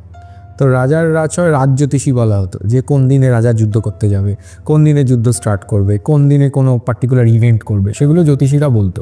তো একটা রাজার পক্ষে একটা জেমস্টোন কেনা যতটা সহজ, একটা নর্মাল কমিউনারের পক্ষে ততটা তো সম্ভব নয়। তো ওই জন্য এই মানিক বলো আর ইত্যাদি জেমস্টোনস বলো, এগুলো এখনও প্রচুর টাকা দাম। যেগুলো ধরো আমাদের মার্কেটে পাওয়া যায় সেগুলো অনেক কিছুই হিটেড ট্রিটেড, অমুক তমুক নানান রকম গ্লাস ট্রিটমেন্ট ইত্যাদি করা থাকে। তো সেগুলোর জাজমেন্টও অ্যাস্ট্রোলজাররা অনেক বেটার করতে পারে rather than some gemstone seller or কোনো অন্য ব্র্যান্ড ইত্যাদি। তো তারা যদি জেনুইন অ্যাস্ট্রোলজার হয়, সে প্রপার গাইড করতে পারবে জিনিসটা। এই তুমি একটা কথা বললে যে বর্তমান যুগে রাহু, বুধ আর শুক্র এই তিনটে প্ল্যানেটকে, মানে কলিযুগে এই তিনটে প্ল্যানেটকে মেজর প্ল্যানেট বলা হয়। বলা হয় না, দেখো এটা দৃষ্টিভঙ্গি, এক একজনে, অনেকে বলে রাহু মেন, অনেকে বলে শুক্র মেন, অনেকে বলে বুধ মেন। তবে আমি বলবো কি এই তিনটে প্ল্যানেটই দায়ী অনেক কিছুর জন্য। কারণ আমরা দেখো অনেক মিডিয়া বেসড, এখন দেখো মিডিয়া অনেক পার্সোনালাইজড হয়ে গেছে। তুমি তো ইউটিউব চ্যানেল কেন খুলেছো? Because it's easy, you can reach তোমার যে টার্গেট অডিয়েন্স তাদেরকে তুমি কাছাকাছি তাড়াতাড়ি পেয়ে যেতে পারো। এবং আমরা এখন আর টিভি কতটা টাইম স্পেন্ড করি টিভির পেছনে, আমরা অনেক পার্সোনালাইজড হয়ে গেছে, আমরা সেলফোনের ব্যবহার করছি। তো anything which is new invention, যে কোনো ধরনের ইনভেনশন হচ্ছে রাহু। রাহু না থাকলে ইনভেনশনও আসবে না, বিকজ ইনভেনশন করতে গেলে তোমাকে নর্মাল প্রসেসের বাইরে গিয়ে কিছু করতে হবে, এক্সপেরিমেন্ট না করলে তোমার ইনভেনশন হবে না। তো রাহু এরকম পজিটিভভাবেও কাজ করতে পারে। বিভিন্ন সায়েন্টিস্ট যাদের মাধ্যমে আমরা এই সমস্ত জিনিস পাচ্ছি তাদেরও রাহু অনেক পজিটিভ, আদারওয়াইজ সেগুলো তারা ইনভেনশন করতে পারবে না নইলে। বিকজ ইনভেনশন করতে গেলে তোমার নতুন কিছু ট্রাই করতে হবে। তো নতুন কিছু ট্রাই মানেই তো এক্সপেরিমেন্টাল জায়গাও রাহুই নির্দেশ করে। তো আজকের পডকাস্টের একদম অন্তিম পর্যায়ে আমরা চলে এসেছি, একদম শেষ মুহূর্তে। তো এখানে একটা প্রশ্ন আমি না করে থাকতে পারছি না, এটা হচ্ছে ইউটিউব, ফেসবুক খুললেই আজকাল একটাই রিলস বা একটাই ভিডিও বারবার চোখের সামনে আসছে যে 2025 মঙ্গলের বছর, 2+2 4+5 9, মার্সের নাম্বার এবং মার্সের বছর। তো এই বছর কিন্তু অনেক কিছু ঘটতে পারে, যেমন যুদ্ধ লাগতে পারে, ন্যাচারাল ক্যালামিটিস হতে পারে, সেক্ষেত্রে ভূমিকম্প বা সুনামি আসতে পারে, বা যাদের নাম্বার 9 মানে যাদের মূলাঙ্ক 9, যেমন আমার জন্মদিন হচ্ছে 9th of January 1997, সেক্ষেত্রে মূলাঙ্ক আর ভাগ্যাঙ্ক দুটোই আমার 9, ঠিক আছে। তো এদের লাইফেও অনেক চেঞ্জেস আসতে পারে যদি এরা নিজের অ্যাগ্রেশনকে কন্ট্রোল না করে, বা যদি এরা প্রপার স্পিরিচুয়ালি ইনভলভ না হয়, তাহলে এদের লাইফেও অনেক কিছু উঠাও ছাড়াও আসতে পারে, তুমি যেটা বললে। তো এই ব্যাপারটাকে তুমি কিভাবে দেখো, তার আমি তোমায় কেন এই প্রশ্নটা করছি আমি সেটাও বলে দিচ্ছি। যে নিউমেরোলজির ওপর যে প্রেডিকশানগুলো, এটা আমি 100% যে বিশ্বাস করি তা নয়। তার কারণ আমার একজন বন্ধু আছে, ঠিক আছে, স্কুলের বন্ধু, আমারও 9th January 1997 আমার বার্থডে, আমারও স্কুলের বন্ধু 9th January 1997 তার বার্থডে। সে আমার ভীষণ ক্লোজ ফ্রেন্ড, স্কুলে আমরা পাশাপাশি বসতাম। কিন্তু দেখা গেল যে ইন ফিউচারে এসে আমি একটা আইটি সেক্টরে জব করতাম, তার সাথে আমি একজন কন্টেন্ট ক্রিয়েশন শুরু করি, আর ও হোটেল ম্যানেজমেন্ট পড়তে পড়তে ও নিজের গাড়ির বিজনেস শুরু করে দিল, ক্যাবের বিজনেস স্টার্ট করলো, ঠিক আছে। তো সেক্ষেত্রে তো একই দিনে একই সালে জন্মে আমরা দুজন দুটো প্রফেশনে ডিভাইড হয়ে গেলাম, রাইট। তো সেক্ষেত্রে তুমি এই যে নিউমেরোলজিক্যাল যে প্রেডিকশানগুলো আসছে 2025কে নিয়ে, এগুলোকে তুমি কিভাবে দেখো, বা এগুলো কি আদৌ পসিবল, মানে শুধুমাত্র ডেট আর নাম্বার দিয়ে কি এরকম প্রেডিকশান করা সম্ভব কখনো? দেখো আমি নিজেও নিউমেরোলজি করি, এবং নিউমেরোলজির মেন যে মানে ইউজেজ সেটা হচ্ছে কোনো নাম্বারের ভাইব্রেশন, প্রত্যেকটা নাম্বারের সাথে কোনো প্ল্যানেট অ্যালাইন্ড। তো এখানে সবথেকে বেশি যেটা মানে মূল আধার জিনিসটার, সেটা হচ্ছে নামকরণ। নামকরণ কারো ছোটোবেলাতেই যখন করা হচ্ছে, তখন নক্ষত্র সাপেক্ষে চন্দ্র যে নক্ষত্রে থাকে ইউজুয়ালি সেই পার্টিকুলার নক্ষত্রের দ্বারা মানে কিছু শব্দ হয়, সেইটা দিয়ে যদি কারোর নামে স্টার্টিং লেটার্স হয়, সেটাকে আমরা ভালো বলি, ঠিক আছে, নমস্কারকরণ বা নামকরণ ইত্যাদি বলা হয়। তো এবারে এটার সাথে সাথে যদি নিউমারোলজিকেও অ্যাপ্লাই করা যায় জন্মের পরপরই, তাহলে অনেক ক্ষেত্রে দেখা যায় যে সেই নামের যে ভাইব্রেশন সেটা অনেক ভালো হচ্ছে এবং তার জন্য সৌভাগ্য নিয়ে আসছে। পরে চেঞ্জ করে খুব একটা লাভ হয় না, যেটা অনেকেই করে থাকে। 3টে আই 5টা টি অনেকের নামের সাথেই দেখে থাকে। যেমন বর্তমানে ওটা আয়ুষ্মান খুরানা, অনেক সেলিব্রিটিদের নাম, অনেক সেলিব্রিটিদেরও তুমি নাম দেখবে যে স্টেজ নেম আলাদা, ঠিক আছে, যেরকম অক্ষয় কুমারের অ্যাকচুয়ালি রাজীব কাপুর এরকম কিছু নাম। হ্যাঁ একদমই তাই, রাজীব, আমি সারনেম ভুলে গেছি, তো গুগল করলে পাওয়া যাবে। তো ইত্যাদি অনেকের এরকম স্টেজ নেম আলাদা এবং রিয়েল নেম আলাদা থাকে, সেগুলো অ্যাস্ট্রোলজি ড্রিভেন হতে পারে বা নাও হতে পারে। নিড নট বি কি সবসময় অ্যাস্ট্রোলজি করেই তারা স্টেজ নেমটা তখন ভেবেছে দীপক অধিকারী থেকে দেব, একদমই তাই। তো ইত্যাদি এরকম আমরা নানান রকম এক্সাম্পলস দেখতে পাই, এবং এগুলো আমার মনে হয় এই ধরনের প্রফেশনাল রিজনের কারণবশত অনেক সময় করা হয়। এবং এটা ছাড়া নামকরণের সময় এটা সবথেকে বেশি উল্লেখযোগ্য। এছাড়া এবার তুমি যেটা নিউমেরিক ভ্যালিউজে তুমি যে প্রসঙ্গটা আনছো, দেখো numerology is a good subject, এবং এটা শুধুমাত্র ভাগ্যাঙ্ক, মূলাঙ্ক মানে বার্থ নাম্বার, ডেস্টিনি নাম্বার এই সমস্ত অবধি এটা লিমিটেড নয়। ঠিক আছে, এটাও অনেক ভাস্ট সাবজেক্ট, এটা ভারতীয় আঙ্ক জ্যোতিষ বলা হয় এটাকে, মানে হিন্দিতে।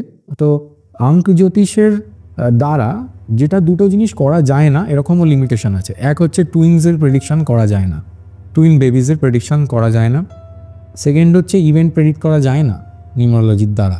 সেটা সাপেক্ষে আমি কোনো ক্যারেক্টারিস্টিক্স ওরিয়েন্টেড কোনো কিছু বলতে পারি, কিন্তু এখানে আমার ব্যক্তিগত মতামত, এটা অন্য অ্যাস্ট্রোলজার বা কারা কী বলছে আমি জানি না, এটা তাদের ব্যক্তিগত মতামত, তারা যা বলেছে। আমার ব্যক্তিগত মতামত সেটা আমি জানাচ্ছি এই পডকাস্টে।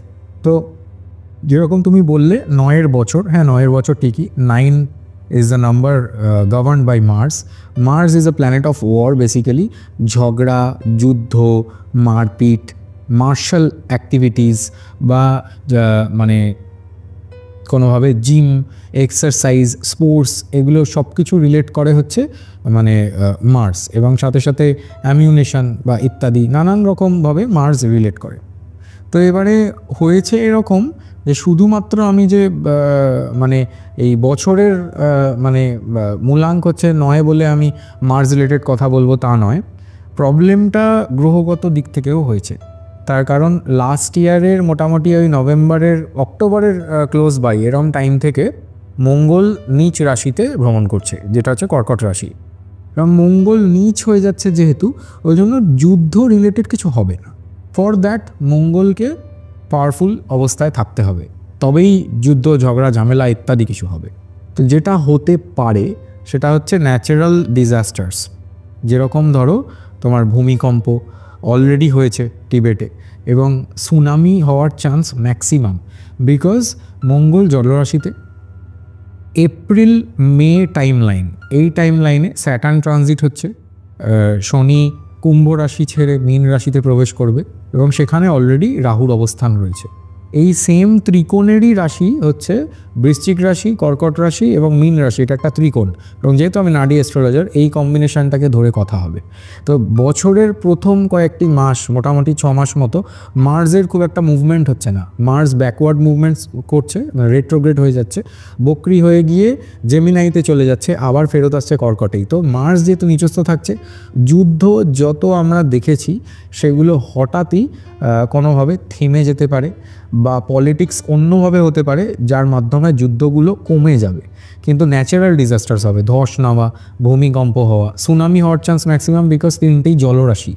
ঠিক আছে, মীন রাশিও জলরাশি, সাথে সাথে মঙ্গল যে রাশিতে রয়েছে কর্কট রাশিতে সেটাও জলরাশি, স্করপিও হচ্ছে জলরাশি। তো তিনটে ট্রাইন যখন দেখছো, এটা জলরাশির ট্রাইনে হচ্ছে, তো জল সংক্রান্ত প্রবলেম হবে। কোনো ওয়াটারবর্ন ডিজিজ উৎপত্তি হতে পারে, এরকম হতে পারে, বা কোনো রকম এরকম হতে পারে কি, মানে নর্মাল মানুষের জীবনে এটা এরকমভাবে রোল প্লে হতে পারে কি, যারা ধরো মানে জয়েন্ট ফ্যামিলিতে রয়েছে, প্রচুর মানুষ ধরো এই সম্পত্তি ভাগাভাগির ক্ষেত্রে ভাইয়ে ঝগড়া আমরা দেখতে পারি, যে বিকজ ছোটো ভাইয়ের কারক হচ্ছে মঙ্গল আর বড় ভাইয়ের কারক হচ্ছে স্যাটার্ন। তো প্রচুর ভাইয়ে লড়াই হওয়া, ঝগড়া হওয়া, সম্পত্তির কারণবশত ইত্যাদি এইরকম আমরা দেখতে পারি।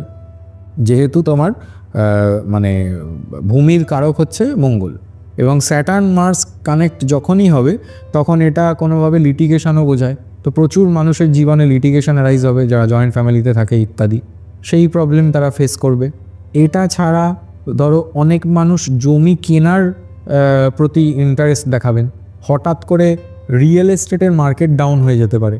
এখন বর্তমানে ধরো যেখানে অ্যাপার্টমেন্টস তৈরি হচ্ছে বা ইত্যাদি, সেল ডাউন হয়ে যাবে অটোমেটিক, বিকজ মঙ্গল হচ্ছে ভূমির কারক।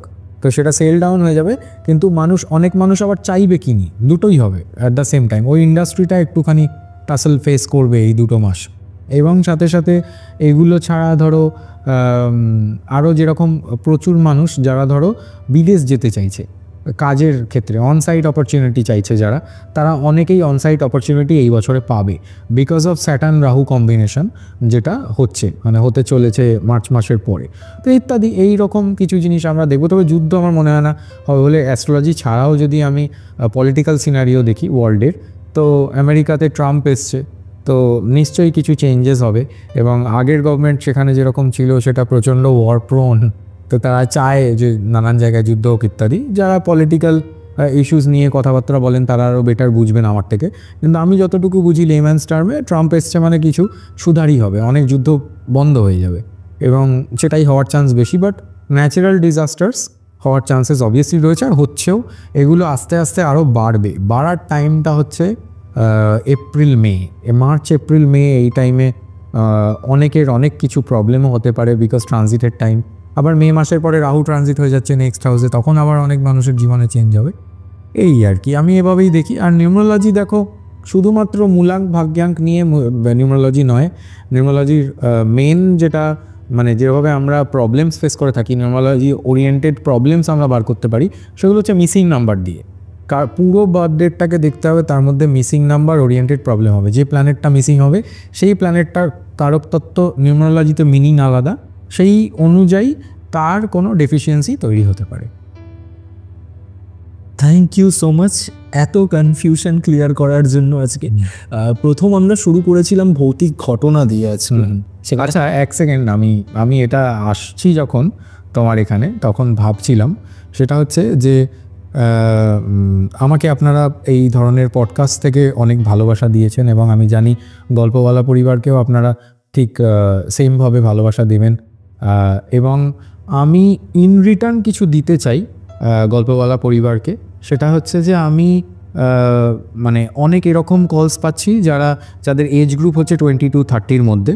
তো যারা পড়াশোনা করছেন বর্তমান সময় এবং সাথে সাথে গল্পওয়ালা শুনছেন, তো তাদের জন্য পয়লা বৈশাখ 15ই এপ্রিল আমি ভাবছি একটা লাইভ অনুষ্ঠান করব ফেসবুকে 1 ঘন্টার জন্য। রাত 8টা থেকে শুরু হবে। যদি আমার 10,000 লাইকস ফেসবুকে ততদিনের মধ্যে কমপ্লিট হয়ে যায়, তাহলে আমি এটি করব। এবং সবাইকে আমি জানিয়ে রাখলাম 20 থেকে 30 যাদের বয়স, তারা ওখানে একটা করে প্রশ্ন আমায় করতে পারেন ক্যারিয়ার ওরিয়েন্টেড, কোন স্ট্রিমে পড়াশোনা করবে, যেহেতু ওই সময়টা পড়াশোনার ইত্যাদি। কলেজ স্টুডেন্ট, স্কুল স্টুডেন্ট, তাদের সাথে আমি কথা বলতে চাই সামনাসামনি। তো এইটা মানে আমি জানিয়ে রাখলাম 15 তারিখ। নিড নট বি, আমি ফেসবুকে ওই কথাটা বলছি বটে, 10,000 মানে লাইকস চাই, বাট সেটা না হলেও আমি হয়তো লাইভটা করব। তো 8টার সময় আমি থাকবো আপনাদের সাথে ফেসবুক লাইভে। তো তোমার এই লাইভটা হতে চলেছে 15ই এপ্রিল। 15ই এপ্রিল পয়লা বৈশাখের দিন রাত্রিবেলা 8টা থেকে আমি স্টার্ট করব।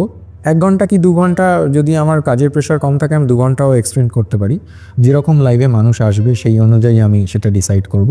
বাট এটা শুধুমাত্র যাদের বয়স 20 থেকে 30-এর মধ্যে এবং যারা পড়াশোনা করছে, পড়াশোনা স্পেসিফিক কোয়েশ্চেন্সই আমি শুধু মানে তাদেরকে সেই অনুযায়ী আমি কথা বলবো, এবং কোনো রকম কোনো সাবজেক্টে আমি যাব না।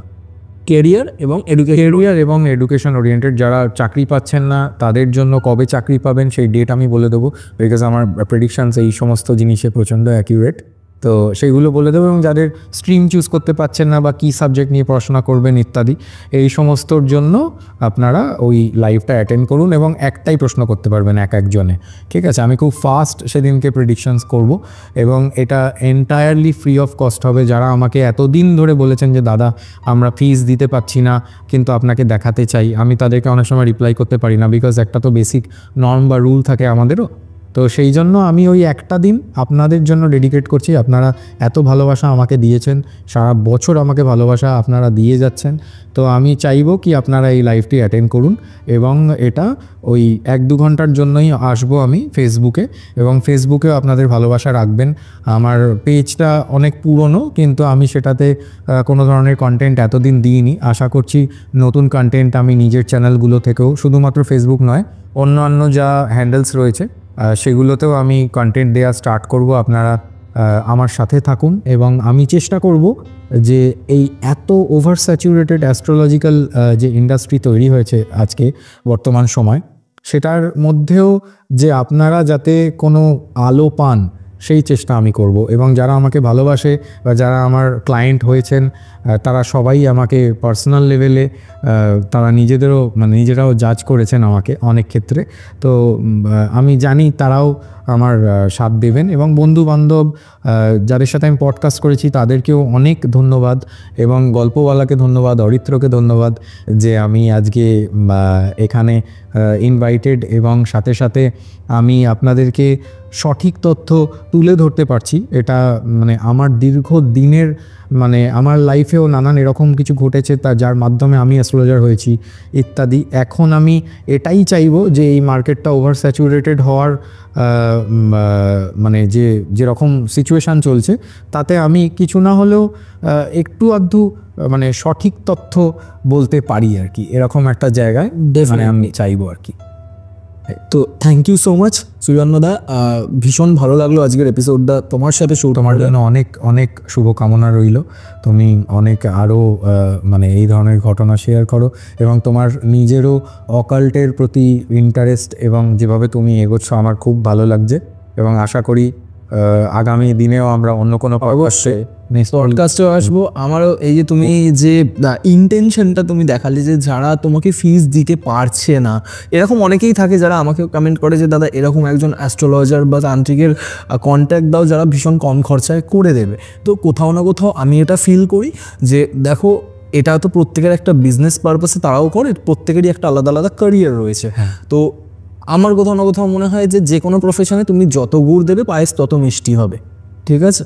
তো এবার প্রত্যেকের নিজস্ব একটা রেট থাকে, তারা সেটার উপর, কারণ প্রত্যেককে নিজের পেট চালাতে হয়। তো আমি সেটা সবাইকে বলি যে এরকমভাবে তো হয় না, তোমরা কন্ট্যাক্ট করে না। ওই জন্যই ওই দিনকে আমি এটা অনেক দিন ধরেই ভাবছিলাম। তো আমি আজকে যেহেতু তোমার সাথে এই নতুন পডকাস্ট আমরা শ্যুট করছি, তাই আমি ভাবলাম যে আজকেই এটা অ্যানাউন্সমেন্ট করে দেবো, সো দ্যাট যারা মানে দেখছেন তারা জানবেন এবং তারা তাদের নিকটবর্তীও যারা হেল্প পাচ্ছেন না বা হেল্প চাইছেন করে উঠতে পারছেন না অর্থনৈতিক দৃষ্টিকোণ থেকে কোনো অসুবিধা থাকার কারণবশত, তো ওই দিনকে 1 থেকে 2 ঘন্টা আমি থাকবো আপনাদের সাথে। একটা করে প্রশ্নের আমি জবাব দেবো সবার জন্য, কিন্তু সেটা হয় পড়াশোনা নয় ক্যারিয়ার ওরিয়েন্টেড। এই ইনিশিয়েটিভটাই আমার ভীষণ ভালো লাগলো যে তুমি হয় ক্যারিয়ার নয়তো এডুকেশন, ভীষণ ভালো initiative. Thank you so much গল্পওয়ালাতে এসে তোমার এই ইনিশিয়েটিভটা শেয়ার করার জন্য। ইন ফিউচারে হয়তো আমি তোমাকে বলতেও পারি যে দাদা তুমি আমার সাথে একটা লাইভে আসো যেখানে অডিয়েন্স তোমাকে প্রশ্ন করবে। নিশ্চয়ই, ওকে, করতেই পারি। তো ডেফিনেটলি ইন ফিউচার আমরা একসাথে অনেক কাজ করব, এই আশাটা রয়েছে আমার। তো থ্যাংক ইউ সো মাচ এখানে আসার জন্য। আশা করবো ইন ফিউচারে আবার বসবো, 2025 হয়তো আরও অনেক সিরিজ আসতে পারে তোমার সাথে। তো থ্যাংক ইউ সো মাচ সুজনদা। Thank you. Golpowala, the real paranormal experience. তো কেমন লাগলো তোমাদের 100K স্পেশাল এপিসোড? কমেন্ট করে কিন্তু অবশ্যই জানিও। যদি ভালো লেগে থাকে তাহলে লাইক বাটনটা প্রেস করার সাথে সাথে শেয়ার বাটনটাও প্রেস করে দিও। আর যদি আজকে গল্পওয়ালা ইউটিউব চ্যানেল তোমরা প্রথমবারের জন্য এসে থাকো তাহলে চ্যানেলটা সাবস্ক্রাইব করার সাথে সাথে স্পটিফাই পডকাস্টটিকেও ফলো করে নিও, কারণ গল্পওয়ালা আমাদের প্রত্যেকের নিজেদের যৌথ পরিবার। আজকের এপিসোড আমি এখানেই শেষ করছি। আগামী বুধবার আসছি হরর এক্সট্রা সিরিজের নতুন একটা এপিসোড নিয়ে।